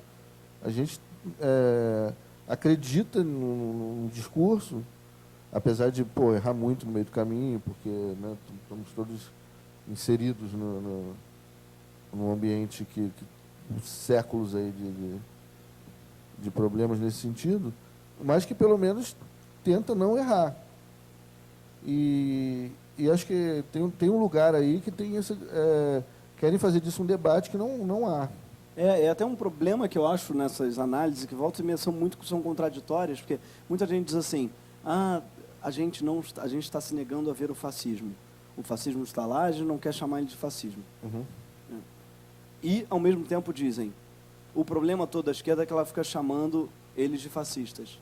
Então, a gente tem um problema que você não pode chamar de fascista, ao mesmo tempo você tem que chamar de fascista. Então, como chamar o fascista, né? Como chamar, já que você não pode nem chamá-lo de fascista, mas você tem que saber que ele é fascista. Porque a gente também não pode negar o fato de que há um fascismo. Sim, sim. Não dá para proibir essa palavra, porque isso seria fascista. E existe um fascismo crescente. Mas chamá-lo de fascismo, ele só vai piorar, talvez, ou não. Né? Então, acho que é preciso que chame. Cara, isso daí está me corroendo, estou passando essa bola adiante, porque é uma coisa que me perguntam muito e eu não sei mesmo. Que nome dar ao fascismo, então? Né? E como chamá-lo? É foda. Não, tem um disfarce aí, né? Tem muita gente que se agarra em... Um exemplo clássico é a religião. Né? O cara diz lá, não, mas na Bíblia está escrito que é proibido. Pronto, né? E ele disfarça, às vezes, uma série de preconceitos com esse discurso religioso. E se você vai argumentar, vai discutir, o cara fala, não, mas Deus disse, ponto. Então não tem discussão, né? Não tem como você levar isso para um lugar onde se tente argumentar. Tá, uma coisa que eu sinto que talvez seja um futuro próximo, um Black Mirror possível, estava pensando nisso, e aterrorizante talvez os lugares passem a ser ideológicos, sabe? Que eu começo a ver um monte de gente falando assim, fudeu, vou para o Uruguai. Os progressistas dos Estados Unidos falando, fudeu, vou para o Canadá. Outros aqui falando, vou para Portugal. A Europa toda está indo para Portugal. Um monte de gente, a Alemanha, tal, a França agora com medo da Marine Le Pen, todos querendo ir para Portugal, que ainda é uma ilha de esquerda, assim. Talvez os países passem a ser ideológicos, sabe? Assim, você seja assim, desculpa, você é a favor do aborto, mas somente até o 3º mês, você prende uma ficha assim, de ideológico e fala assim, então você tem que morar aqui no Chile. Esse podia ser o próximo vídeo do Porta dos Fundos, né? Talvez. O Black Mirror. Tem uma pergunta que eu acho que se encaixa bem aqui no que vocês estão falando, que é sobre esse cuidado com a piada do mau gosto, né? Que é da Bibiana. Quem é Bibiana? Lá atrás. Oi, dá para me ouvir? Sim, sim. Sou Bibiana Maia, sou jornalista. Vocês estavam falando sobre ser um pouco irresponsável e tal. Eu já vi piada no Sensacionalista que eu achei bem machista. Agora não me recordo exatamente qual era. As pessoas começaram a comentar e vocês tiraram. Eu queria saber para os dois, na verdade, Se vocês hoje já fazem uma, sei lá, é feio falar isso, mas uma pré-censura, tipo, isso não dá para falar mais, porque não tem mais graça no momento atual, assim, a gente já repensou várias coisas. Ou se vocês mostram para alguém que teoricamente poderia ser impactado, ou se vocês não fazem nada disso e a piada está acima disso e vale correr o risco. Não, a gente tem total preocupação com isso. Não chamaria de pré-censura, chamaria de autocrítica. Assim. Primeiro lugar onde a gente percebe que está fazendo uma piada que seja ofensiva, preconceituosa e tal, a gente, ali mesmo no grupo, claro que passa, né? E a gente... É um assunto, tudo muito acontecendo, então, às vezes, a gente não sabe direito até onde ir, não passou do ponto, não passou. Esse exemplo que você deu, acho que até eu lembro qual é. A gente discutiu ali durante o dia, percebeu que tinha errado, viu que muita gente estava reclamando e fomos lá e tiramos. Existe total essa preocupação. O próprio grupo ali, ele é também muito... pessoas que pensam diferente, pessoas que têm vivências, né, diferentes, e ali mesmo já funciona esse filtro, né, na maioria das vezes. Então, assim, a intenção é não fazer. A gente não acredita na piada pela piada. Se vai fazer rir, vale a pena. Não, pelo contrário. Eu acho que a gente vive um momento hoje, e não sensacionalista, acho que uma geração, né, de quem escreve humor hoje, que é justamente usar esse poder do humor para acabar com velhos estereótipos e acabar com piadas preconceituosas e tal, porque a gente sabe que isso tem um poder devastador na sociedade, sempre, né, teve. A gente cresceu ouvindo isso, a gente recebe diariamente piadas desse tipo no WhatsApp ou nos grupos mais, né, e tem gente ainda produzindo esse tipo de humor, que teoricamente é um humor de risada mais fácil, né, já que ele sempre foi feito e continua sendo feito e tal. A gente tem cuidado com isso, mas, obviamente, passa às vezes porque muita coisa está sendo ainda... A gente está descobrindo que caramba, esse comportamento que eu tinha até ontem, até hoje, ele é machista. Eu não sabe, né? A gente está se ligando porque os grupos estão gritando, né? E as vozes estão sendo ouvidas. Então, às vezes, a gente percebe que erra. Mas a intenção é não fazer. Como é que é no Porto? Eu acho que existe isso que você falou de pré-censura, com certeza, assim, é algo que eu acho que é um processo civilizatório da gente se pré-censurar, né? Às vezes as pessoas têm um pavor de censura no sentido, mas eu não posso mais dizer o que eu penso, como se fosse uma liberdade. Mas, no fundo, você não pode um monte de coisa, não pode fazer xixi no meio da sala. Isso é uma pré-censura, né?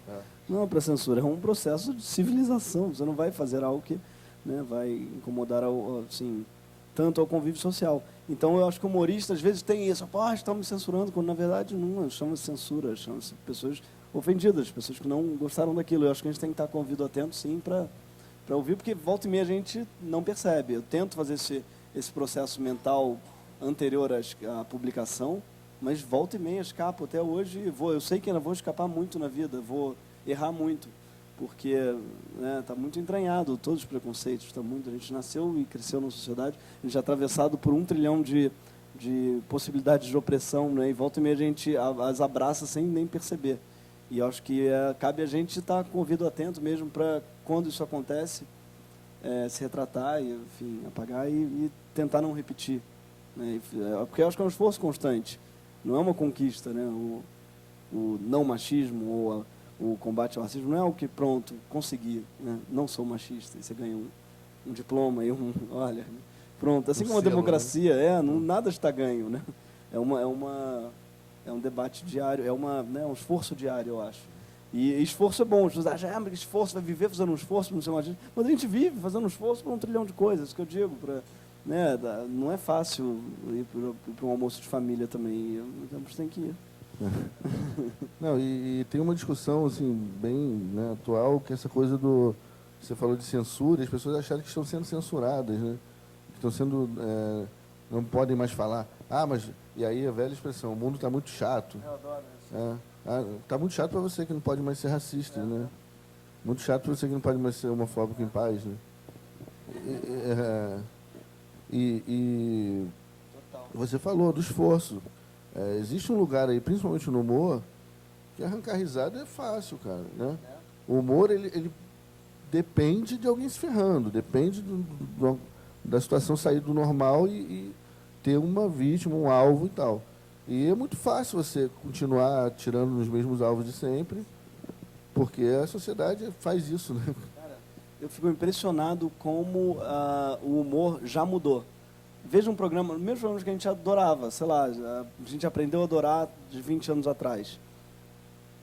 Não dá mais para rir, não dá, eu pelo menos não consigo, porque não era velado o racismo e o machismo. Hoje em dia ainda já está começando a ficar, sobretudo o racismo. O machismo um pouco ainda não é tão cafona assim, ainda se pratica muito. E quando eu digo cafona é porque eu acho que tem um pouco a ver com isso mesmo, com o zeitgeist. É feio hoje fazer, e eu acho bom que seja fazer uma piada machista. E eu acho que tem o humor ainda tem uma doença. O racismo e o machismo já estão ficando cada vez mais, eu acho isso feio de ser praticado de humor, mas tem algo que eu acho que atravessa ainda muito o nosso humor e a gente não percebe, que é, com perdão do neologismo, a pobrefobia. Vocês já perceberam? Não, isso está onipresente em qualquer programa de humor brasileiro, o rir do pobre, que fala errado, ou que não sabe se portar num lugar. Ou o principal alvo do humor brasileiro é o pobre, e isso ainda não é feio, entende? Você vai ver todos os programas da TV aberta ou fechada, todos os sitcoms, Sai de Baixo nem se fala, mas os novos Sai de Baixo todos são basicamente baseados em pobres que não sabem se comportar. Essa é a grande graça. Ele não sabe falar, ele não sabe... E, no fundo, tem coisa mais violenta que isso. Você está rindo de uma pessoa que não teve acesso às mesmas coisas que você, não sabe se comportar, não sabe se portar da mesma... E isso daí é algo que a gente ainda não está atento, mas eu tenho certeza que vai ser gritante daqui a 10 anos. E tem uma defesa, né, de quem faz que assim, não, mas o pobre também ri. Né? E aí você justifica assim, tá, então se tem negros racistas, eu posso continuar fazendo piada. Sabe? E tem, né? Porque isso é uma característica. Tem muito. Porque eles cresceram no mundo assim. Claro, no mundo assim. Eles não estão livres dessa opressão, eles não estão, né? E tem uma coisa que eu acho que é exatamente isso. A gente tem, talvez no Brasil ainda, um dado especial que é isso. A gente acho que tem uma situação, acho que por 1000 razões históricas, não acho que seja algo genético do povo brasileiro, mas a gente tem, em geral, um pobre que acha graça de rir de pobre. Tipo, especialmente isso, sabe? Tem um culto ao humor pobrefóbico, sobretudo, né? Até porque eu acho que o pobre não se identifica como pobre. Eu sempre acho que alguém mais pobre que ele. Exatamente. Eles estão rindo dos mais pobres que eu. Assim, e tem então amam o Sai de Baixo, o cara falando, né? Porque pobre esconde riso no bolso, sei lá o que. Exatamente. Então acho que tem um culto ao pobre, que eu acho que é algo que a gente ainda está tão atrasado que nem percebe, cara. Assim como 1000 outras coisas que a gente não percebe, que no futuro eu tenho certeza que vão ser bizarras. Eu tenho medo Se tem algo que fica velho é o humor, isso é outra coisa que me preocupa, né? Cara, se tem algo que envelhece... Eu acho que é isso que preocupa quem encontrou uma forma e se encosta nela. Porque assim, já sei fazer e tal, não sei o quê. E é um exercício diário, cara, né? É uma percepção diária do que está sendo discutido, o que as pessoas estão falando. Alguém falou isso outro dia, eu achei muito interessante. Assim, eu não posso dizer a quem se ofendeu o quanto ela ficou ofendida. Jamais, não existe essa medida. Né? Posso reclamar, mas também agora não posso mais fazer nada. É mimimi, tudo mundo sabe. Eu não posso... Porra, o cara passou a vida inteira sofrendo uma coisa que marcou a vida dele. Né? Não é uma coisa que acontece ali. Uma coisa que fez o Brasil ser como é por causa desse tipo de comportamento. Eu não posso dizer, mas também hoje em dia não posso mais falar nada. Assim, não deve, não pode, não é porque não pode, porque não deve. Né? Mínimo de empatia, talvez, você perceba quem está... Mas, como você falou, é um lugar que, às vezes, quem faz esse tipo de piada, você falou, nem está percebendo. Né? A gente, eu falo da gente aqui, eu e você, pelo menos, que estamos falando de um lugar privilegiado da sociedade. né? Somos brancos, classe média, homens, né? Que não passamos por metade, nada do que passa a maior parte da população. Então, muito fácil desse lugar ficar, porra, sacaneando todo mundo, não sei o quê, e depois reclamar. Pô, mas vocês estão cerceando minha liberdade, não posso falar mais nada, né? Eu não conheço muitos negros ou gays dizendo que o mundo está chato, porque não dá mais fazer piada de gays e negros, né? Em geral, quem fala é branco, rico, hétero, sei lá o que acha que o mundo está chato. Então, realmente, é isso que falou. A gente está numa situação muito privilegiada. Eu tenho uma pergunta. E a gente, né, na pública, a gente escreve, o nosso foco é direitos humanos, né? Tem como fazer piada ou seja, sobre direitos humanos? Assim, como que a gente faz para tentar conscientizar uma pessoa de uma coisa que está acontecendo com humor? Entendeu? Uma opção que foi feita nesse momento, né, foi fazer piada com quem oprime, né, não com o oprimido. Então, assim, é fundamental que o assunto não deixe de ser tratado, né? Pode parecer também, não vamos mais fazer piadas com nenhum universo, porque é preconceito. Não. Eu quero falar desse lugar sim, mas porque uma das funções do humor é apontar um ridículo, né? Fazer rir. O pessoal do stand-up comedy usa muito a expressão lente de aumento, né? Colocar a lente de aumento num lugar de sociedade e mostrar como aquilo é ridículo. E o que é ridículo hoje em dia? Né? Ser preconceituoso é ridículo. Vamos rir desse cara, vamos fazer esse cara perceber que ele é risível, né? Vamos botar ele na praça. Então, acho que dá sim para fazer piada com esse assunto, mas acho que invertendo o foco, fazendo piada com o fato de existir gente preconceituosa ainda hoje. Mas não só com preconceito, eu digo com temas duros. Por exemplo, guerra, Sim. Tráfico de drogas, não sei. Estou dizendo... Teve um exemplo que, em alguns meses, teve aquele estupro coletivo que chocou a sociedade. E realmente, assim, coisa absurda. E meio que calou, né, as redes sociais, ficou aquele clima mesmo de... A gente, nesse dia, assim, primeiro, não vamos fazer piada com o assunto, apesar de claramente poder bater em alguém, né, que estava ali naquele momento atrapalhando aquela investigação, ou nos caras que fizeram, quer dizer, tinha até alvo, mas foi um assunto tão chocante naquele momento que preferimos o silêncio, inclusive colocamos lá, nesse dia não vamos fazer piada nenhuma, né? Foi a nossa forma mas uma semana depois, o Zorra fez um sketch incrível que mostrava uma mulher chegando desesperada, falando, gente, Jesus vai ser crucificado. Aí um cara fala, mas também, pô, olha com quem ele anda. Olha o jeito que ele se veste. Né? Isso é hora de ficar andando na rua. Também está sempre cercado, sabe? Usou todos esses argumentos de quem né, que foi muito usado. Né? Então, quer dizer, soube usar esse universo para fazer piada. É dificílimo, muito difícil. Pouca gente acerta, mas quando acerta é um golaço, assim. Mas é difícil, porque são temas muito, muito delicados, né?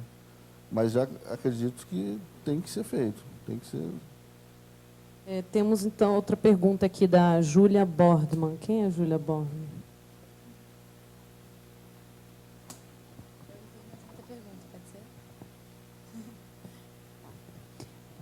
Vocês falaram muito de política, né? Essa relação de política e humor. E a gente está vivendo uma popularização de figuras políticas, como Bolsonaro e Trump, que fogem dessa postura politicamente correta e afirmam um discurso mais satírico e absurdo. E eu queria saber como vocês acham que o humor e a linguagem estão influenciando hoje na formação política das pessoas e como a gente pode combater essa concepção de humor que está reforçando os estereótipos sem ser esse chato, né, o mimimi, e sem personalizar a crítica também, sem colocar no opressor o problema, enquanto seria mais uma cultura, né, desse estereótipo. Essas figuras que você citou, o Trump e o Bolsonaro principalmente, eu vejo que ele surgiu como uma piada. Eu lembro bem que o Bolsonaro é um cara assim, super local, né, daqui do Rio. Era uma figura que você via assim, um cartaz do cara de farda, né, um maluco. Assim, ninguém levava o cara a sério. E alguns programas de humor começaram a levar ele para dar entrevista e achei engraçado aquele discurso dele. Falei, cara, olha só como esse cara é malucão, fala mesmo, não sei o quê. Tará, tará. E essa figura foi crescendo, né? E aí nas redes sociais ele virou mito, né? Então, assim, acho que tem uma culpa aí do humor nesse sentido de ter criado esse monstro, né? De ter feito esse monstro ser levado a sério. E, de repente, ele está falando para um grupo maior, que aí passa a fazer sentido, para esse grupo faz sentido o que ele está falando, e ele passa a existir realmente, ele deixa de ser brincadeira. E o Trump me parecia também uma grande piada no começo, né? E todo mundo tratando como. E inclusive, o que agora falou, todos os humoristas dos Estados Unidos, assim, obviamente uma piada, né? Esse cara, ele reúne todos os clichês, né, bizarros, é uma piada ambulante que foi sendo levada a sério, porque ganhou espaço. Aí, nesse caso, nem por culpa do humor, mas porque de um momento, acho que vive o mundo de divisão, assim, de aumento de um conservadorismo e tal, que foi fazendo sentido. Mas, assim, gente até que passou a acreditar no que ele fala, mas quando o cara fala assim, vou mandar fazer um muro entre os Estados Unidos e o México e os mexicanos vão pagar. Claro que é uma piada isso, né? Como é que você vai obrigar o mexicano a pagar esse muro? Mas isso aí, mas esse cara é um fanfarrão, não sei o que, e o fanfarrão vai crescendo, foi criando corpo, criando forma, e ganhou, e é presidente do mundo hoje, né?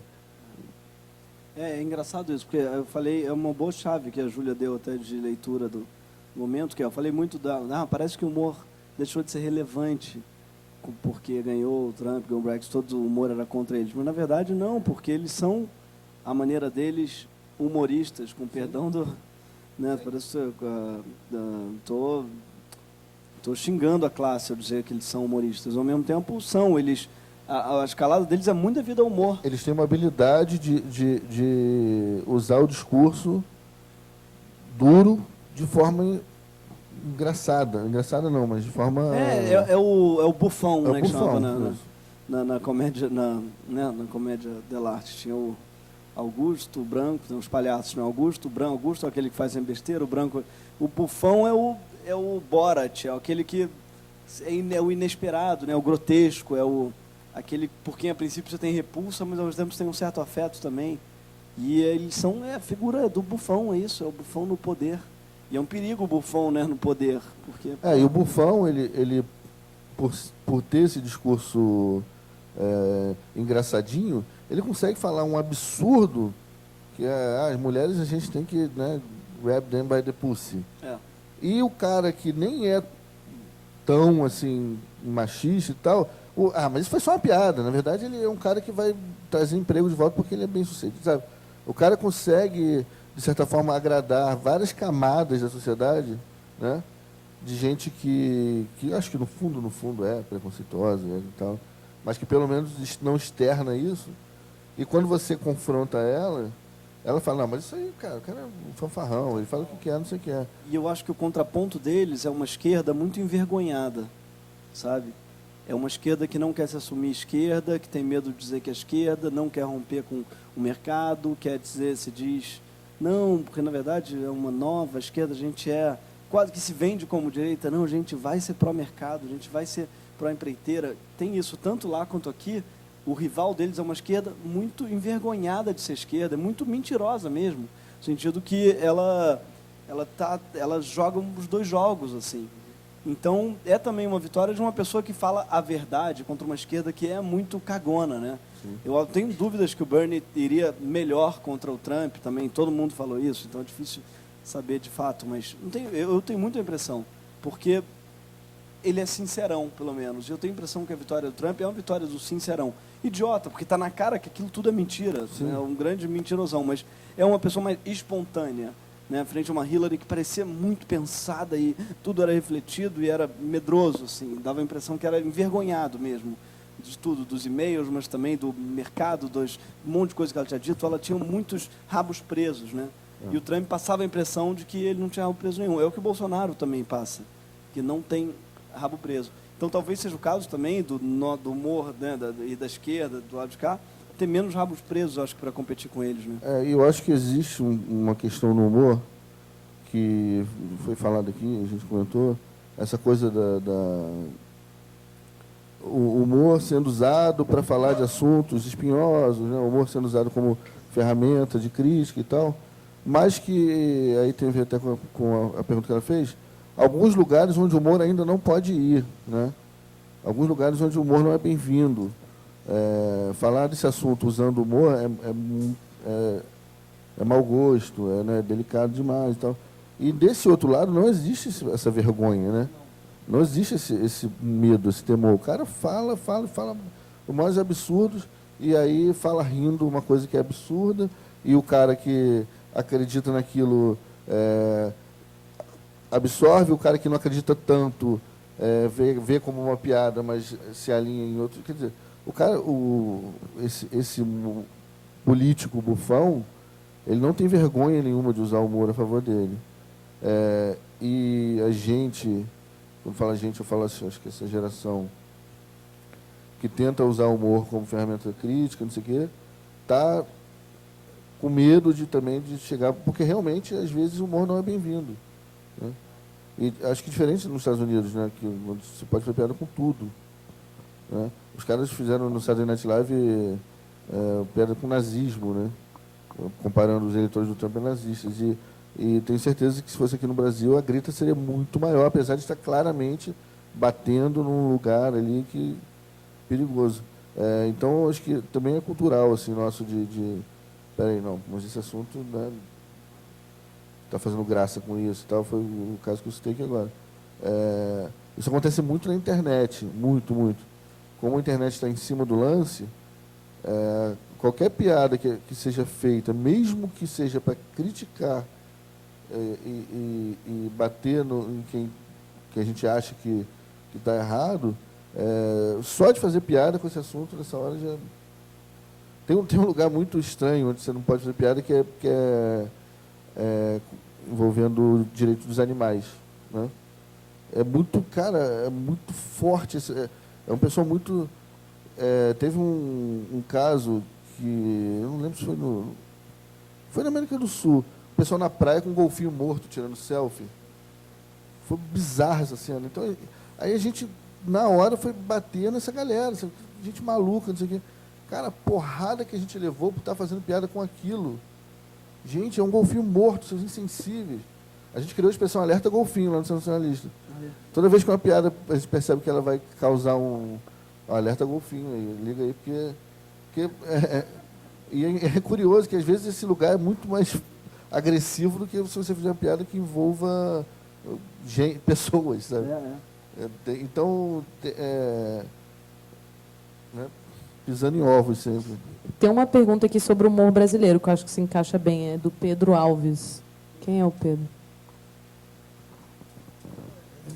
Eu fiz antes de vocês falarem sobre todo o humor e essa evolução do humor brasileiro, que eu acho basicamente preconceituosa e retrógrada.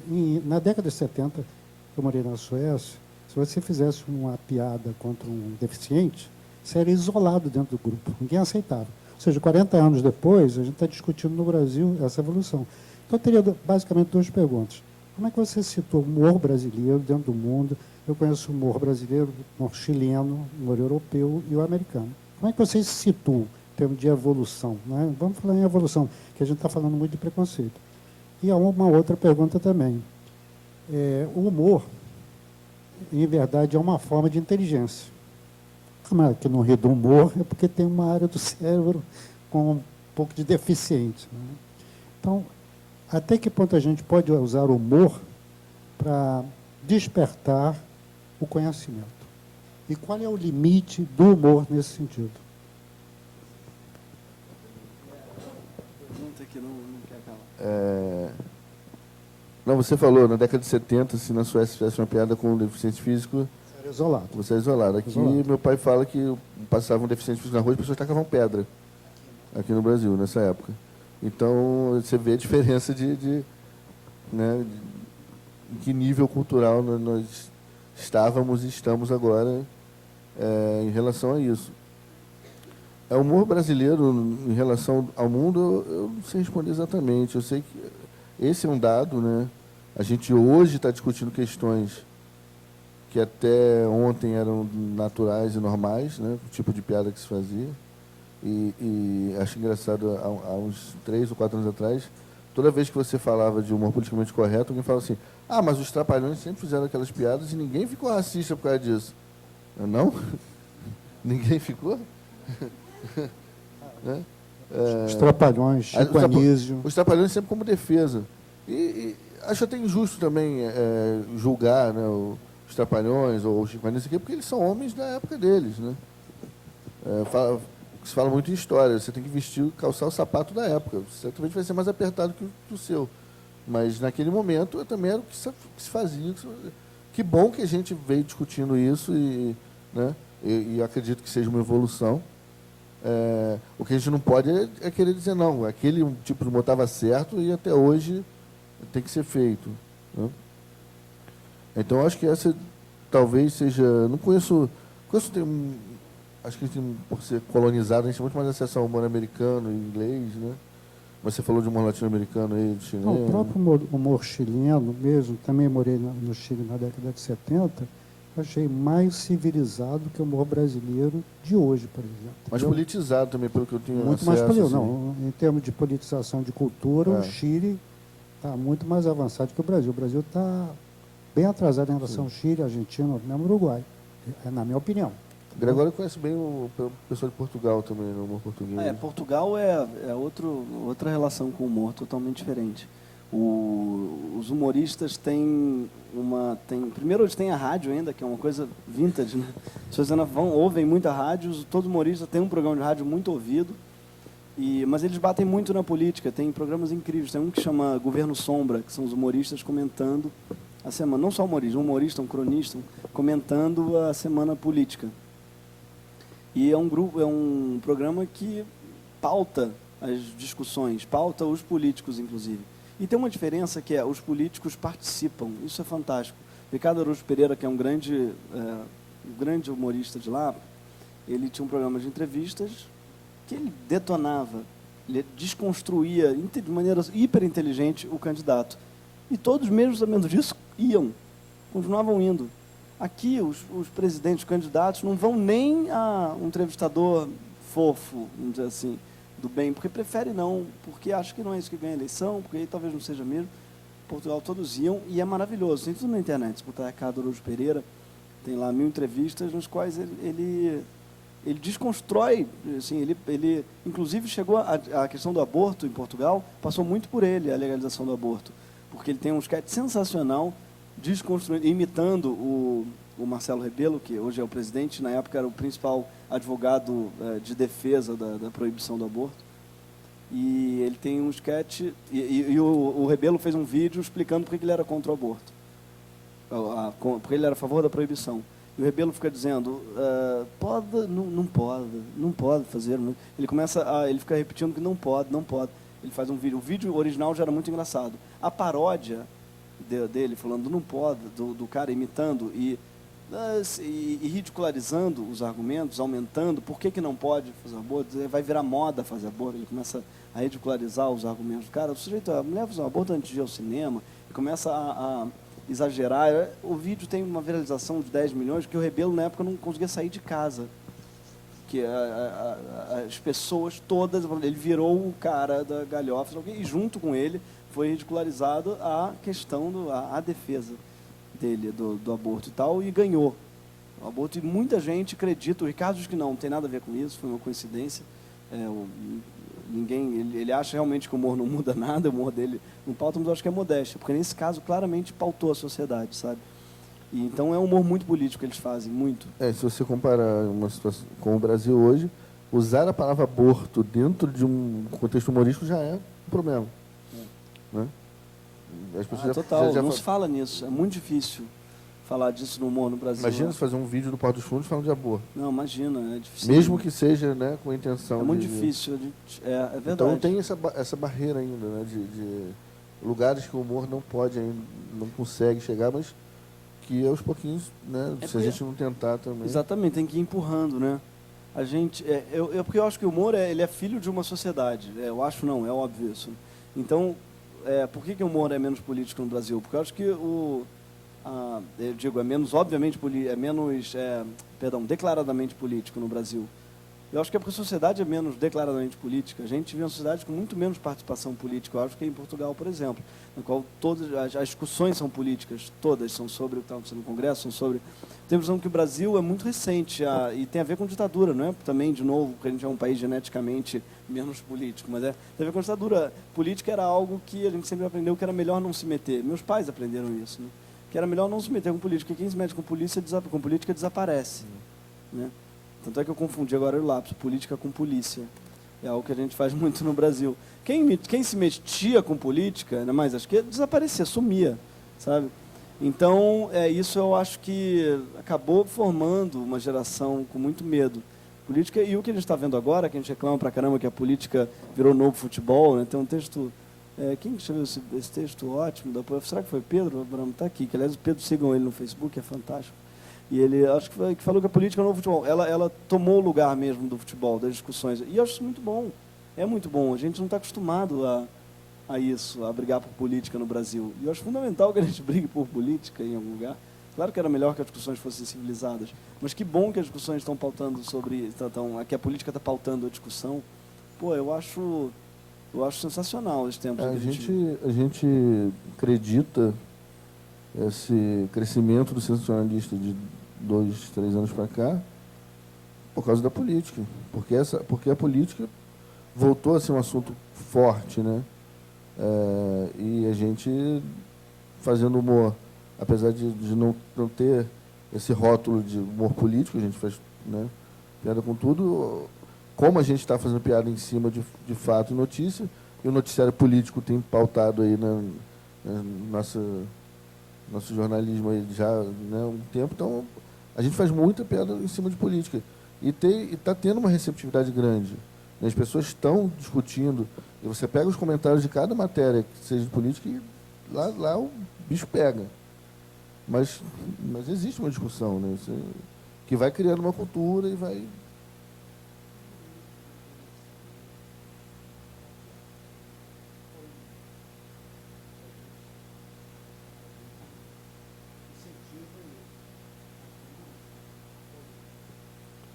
O pessoal não ouviu lá. Ele está perguntando qual o limite da piada. Eu acho que a gente conversou bastante sobre isso, mas você queria... o do conhecimento. Incentiva, né, a pessoa a discutir uma questão qualquer. Mas a piada é sempre superficial, termina sendo sempre superficial. Até qual o limite da piada para você fazer avançar o conhecimento de qualquer matéria? Então, eu acho que quanto mais a gente conseguir, né, ir esticando esse limite e fazer com que qualquer assunto possa ser alvo do humor, melhor, porque o humor penetra em lugares que o discurso sério, no artigo, o textão não entra. As pessoas acham chato. Alguns assuntos são chatos e são tratados de forma chata e tal. De repente, com ironia, com sarcasmo, você consegue. Eu acredito que aconteceu isso com a política. Política partidária, né, nesse sentido, eleitoral. Era um assunto que, cara, na minha época mais jovem, não é assunto de jovem. Coisa chata que passa no Jornal Nacional. Mudava de canal. Horário eleitoral era o drama. Horário eleitoral, cara. Correr para locadora ou desligar a televisão. Sabe? Hoje... Os vídeos que fazem mais sucesso são esses coletâneos de candidatos, né, vereadores locais. Quer dizer, a política é um exemplo de um limite que foi sendo esticado e tal. Eu acho que não deve existir esse limite. Mas como no Brasil as coisas são, né, bem diferentes, como o Gregório estava falando de Portugal, você citou do Chile e tal, Acho que é um passo de cada vez, né? Você vai ensaiando ali assuntos que você pode falar, fazer piada. Acho que tem que ter muito cuidado, muito. Aí sim, eu acho que existe um esforço, um trabalho, não fazer... A primeira ideia é sempre mais fácil, né? Primeira piada, primeira porrada, às vezes até é uma coisa emocional, né? Você está querendo se vingar de uma coisa. Então, citando bem o caso do estupro que eu falei aqui. O primeiro momento, se você tem uma ferramenta na mão de humor, é querer bater em quem você acha que está errado.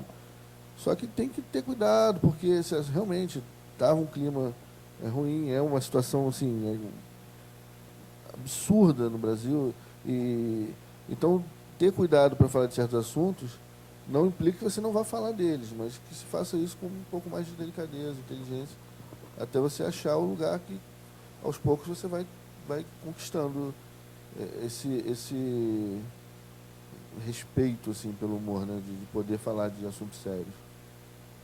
Eu vou fazer mais 2 perguntas aqui da plateia para encerrar, e o Gregório, eu queria que você encerrasse aqui o papo. Nós temos uma pergunta mais prática aqui do João Pedro Araújo, que está formando em jornalismo. Ele quer saber sobre o site do Sensacionalista. Cadê você? Ah, está no cantinho. Passa.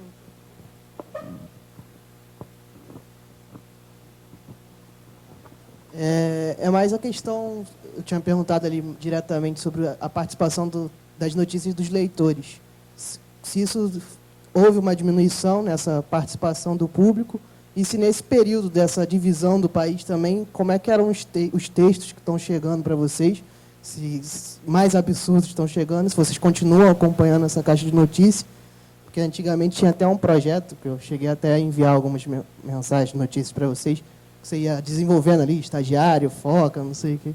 Se ainda existe isso, se vocês pretendem aumentar, acho que houve uma diminuição, e por quê? E se na produção em geral do site, se são só vocês 4, porque agora vocês estão indo para o YouTube também, se continua só vocês 4 ou se houve um aumento dessa equipe de vocês? Em relação à colaboração do leitor, a gente usava mais realmente no início, só que a gente caiu numa questão ali. Primeiro, a gente está produzindo conteúdo e está, de certa forma, ganhando dinheiro com isso, né? Não achava justo ficar usando material de fora, assim, e também achava muito complicado como é que a gente vai remunerar isso. Só que os leitores, alguns leitores participam bastante. Um deles virou colaborador nosso. É um estudante de engenharia, que o moleque é um gênio. E ele está lá com a gente, ele fica ali no WhatsApp. Enquanto ele não está na faculdade, ele manda as ideias dele lá e tal. E tem uma outra questão do leitor também, que foi mais problemática, é de que a gente, às vezes, recebia coisas que não eram autorais, né? As pessoas viam uma piada circulando na internet e mandavam para a gente. E, realmente, às vezes, caraca, que piada foda. Quando você via no Twitter, tinha 150 dessa piada. Também ficou difícil controlar isso, né? Tudo em função do tamanho que a coisa foi criando, o volume de... mas a gente hoje, por conta disso, temos atualmente 3 colaboradores fixos, e mais o cara que faz o surrealista. Porque, você falou, a gente tem o YouTube, né? E outros projetos, e a coluna da Folha, e volta e meia pintam, além do trabalho, né, da Globo e tal. Então, realmente, no volume que a gente estava produzindo e, né, no ritmo, estava difícil fazer só nós 4. E absorvemos umas pessoas que a gente vê no próprio Twitter, Facebook e tal, de acompanhar mesmo, de seguir, de ver que a pessoa tinha um humor alinhado com o nosso, assim, a gente chamou para colaborar, remunerado, obviamente. Mas, assim, as ideias dos leitores ainda estão lá, por e-mail, né? Chegam, às vezes a gente dá uma olhada. É muito complicado, porque é muita... Não só e-mail de sugestão, a gente recebe muito e-mail, muita coisa. O Sensacionalista, ele cresceu muito rápido, e meio desorganizado, né? A gente nunca foi uma empresa, não tinha um projeto, não tinha um plano de negócios, a gente não tem uma sede, não tem uma redação. Então, tudo isso está sendo ainda, né, uma coisa que a gente está trabalhando. Uma delas é essa comunicação, essa forma de colaboração dos leitores. Esse projeto era legal, né, de estar evoluindo ali dentro de uma área de leitores. Aí sim, a gente achava... Né, só que é difícil administrar isso, pode tempo, então, mas talvez a gente, com mais organização, consiga voltar com isso. E a última pergunta aqui que eu tenho é da Lígia Miguel. Quem é Lígia?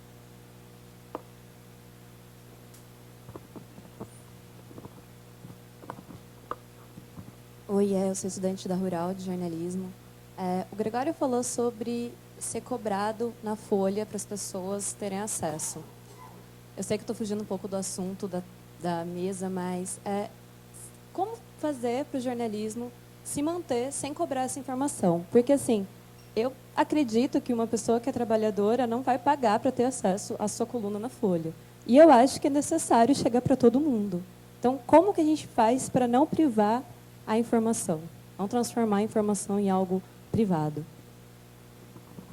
Eu acho que no meu caso, talvez seja especial, porque não é informação, entendeu? O que eu faço. É humor, é crônica, é outra coisa. E, ao mesmo tempo, é privado mesmo, porque tem um custo em algum lugar. Por que não pagar por isso? Por que é uma absurda a ideia de pagar por uma crônica, eu digo? Não por uma em cima, para poder ler. Não é? Oi? Coxinha, tô falando de coxinha, o que é? Mas... Chamando de coxinha. Não, mas, gente, é muito louco isso, esse mundo em que a gente vive. Agora, é uma questão de meritocracia. Se a pessoa É.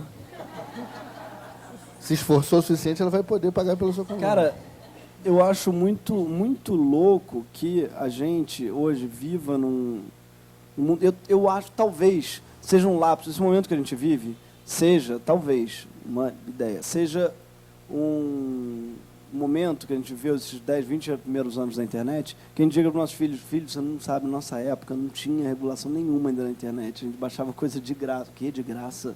Era de graça, ninguém regulava, sabe?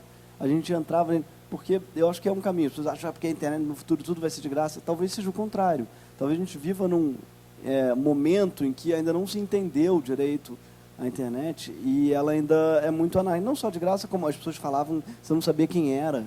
Tinha um avatar, as pessoas usavam perfis falsos, sabe? Talvez tenha um monte de coisas da internet hoje que vão ser ficções, vão ser loucuras para o futuro.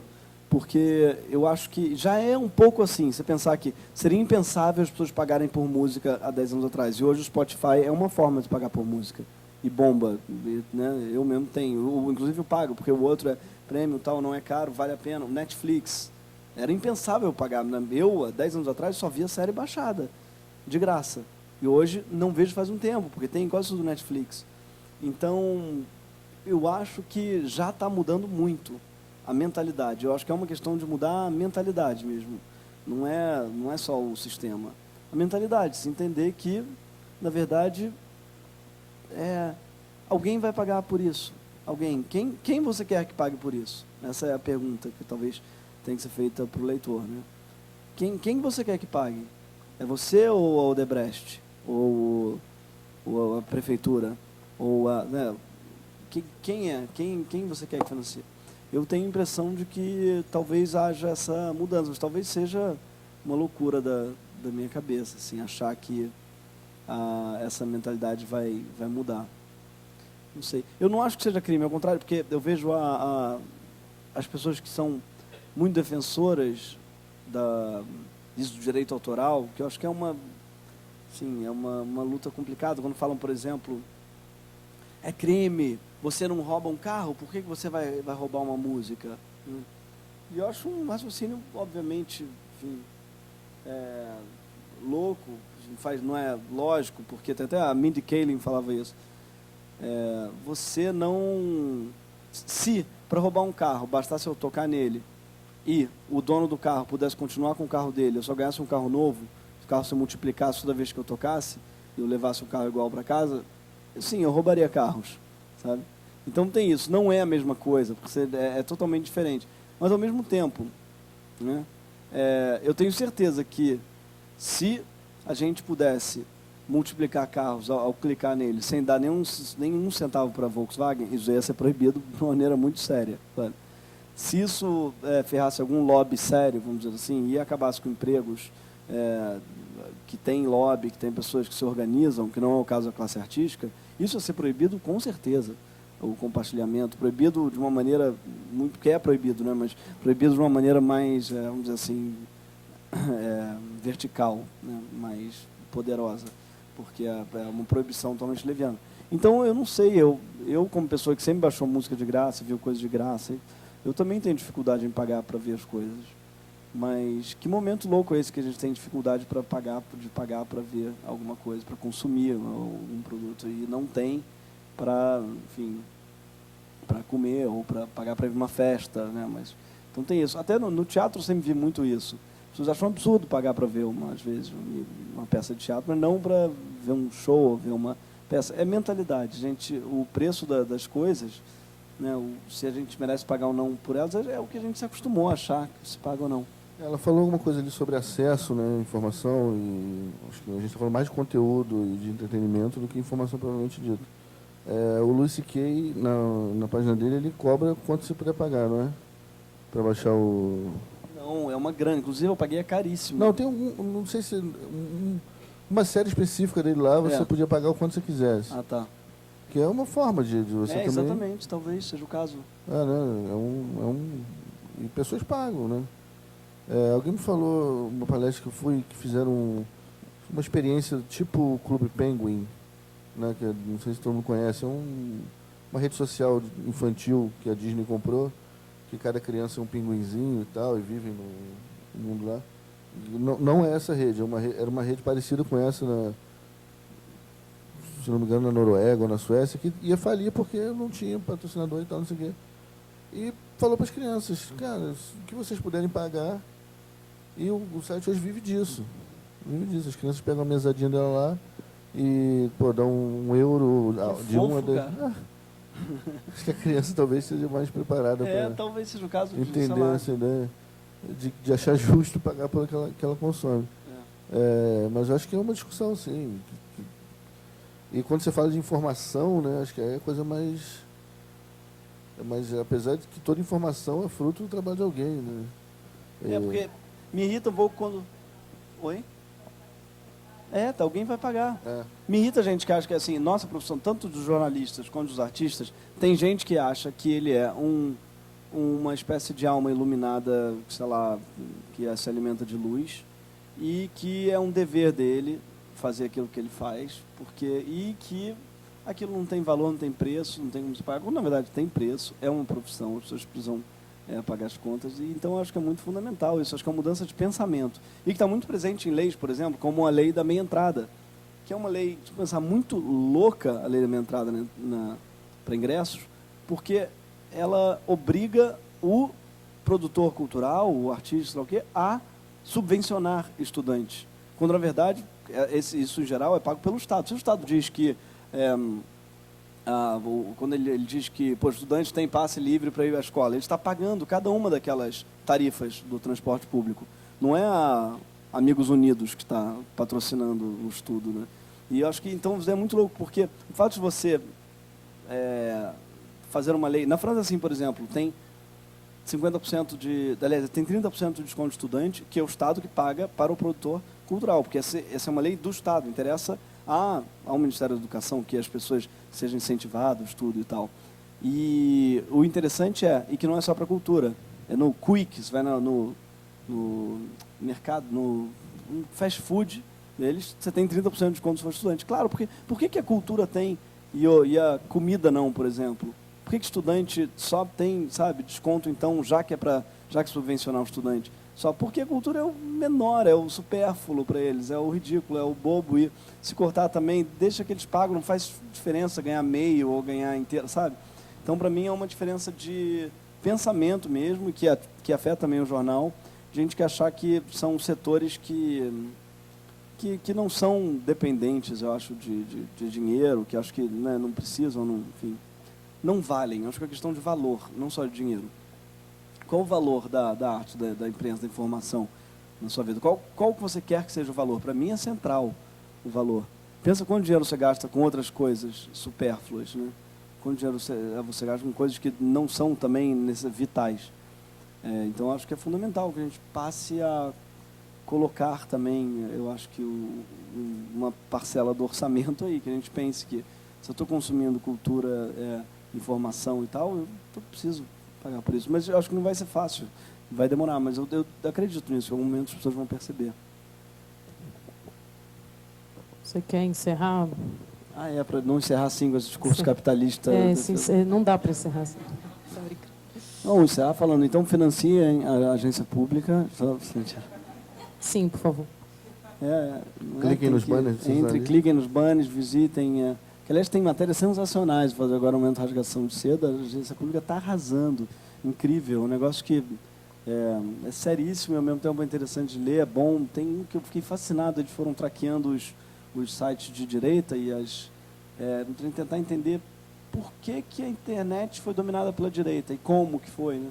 E começaram a rastrear quais são os sites que se retweetam e ver que tem uma rede gigantesca e tal. Um trabalho investigativo muito interessante, assim, que os jornais, pouco menos, dão trabalho de fazer, né? Eles ficam só no fato, na manchete e tal, e não investigam mais muito, né? Ainda mais na internet, da impressão que o leitor não quer ler e tal. Eu acho que a pública está mostrando que quer ler, eu acho que o leitor, existe esse leitor, né? Então vamos frequentá-la, vamos financiá-la, vamos essa força. Muito feliz de estar aqui, de verdade. Marina Dias da Pública está aqui do meu lado e está agradecendo. Marina, imagina, parabéns, viu, pra Pública. E eu vou fazer uma grosseria agora, que as pessoas estavam brigando insistentemente, era da Folha, e eu já vi que eu não anexei a coluna que eu escrevi. E eles precisam de mim para fechar, então eu vou sair correndo agora. Então vai ser horrível isso que eu vou fazer, mas foi incrível o papo. Muito obrigado. Foi incrível, obrigada. Os amigos estão aqui, depois a gente se encontra aí, vou ligar para vocês, gente. Então uma coisa, não tem que correr para casa, mandar a coluna e eu volto. Volta sim, porque vai ter cervejinha aqui. Quem quiser, porra. o bar tá aberto. Delícia. Temos só cerveja hoje, mas está valendo. Queria agradecer a oportunidade do debate. Primeiramente, a oportunidade de estar ao lado de Gregório Vivier, que muito antes de ser amigo eu era muito fã dele, assim, apesar de ele ser bem mais novo que eu, mas já era fã do cara antes de ser modinha. Pedir desculpa por não ter sido um show de humor propriamente dito, né? Ela prometeu muitas risadas e tal. A gente falou sério, porque foi meio baixo astral, assim, mas humor é coisa séria também, né? De vez em quando tem que ser debatido. Agradecer a oportunidade e vamos tomar cervejinha, né? Vamos tomar cervejinha. E, Gregório, escolhe um número aí, de 1 a 61. 13. Vamos ver quem é o sortudo, número 13. Catherine Osborne ganhou o livro do Sensacionalista. Cadê a Catherine? Ela foi embora? Catherine foi embora? Catherine não ganhou, então. Então escolhe outro. 50.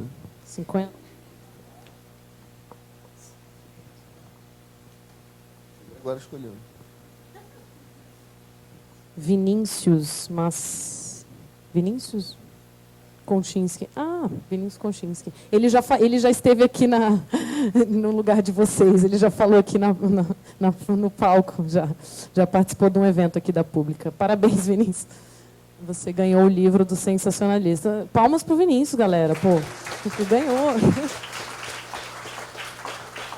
Gente, muito obrigada pela presença aí de vocês. O bar está aberto aqui, quem quiser tomar cerveja. E muito obrigada, viu? Obrigado.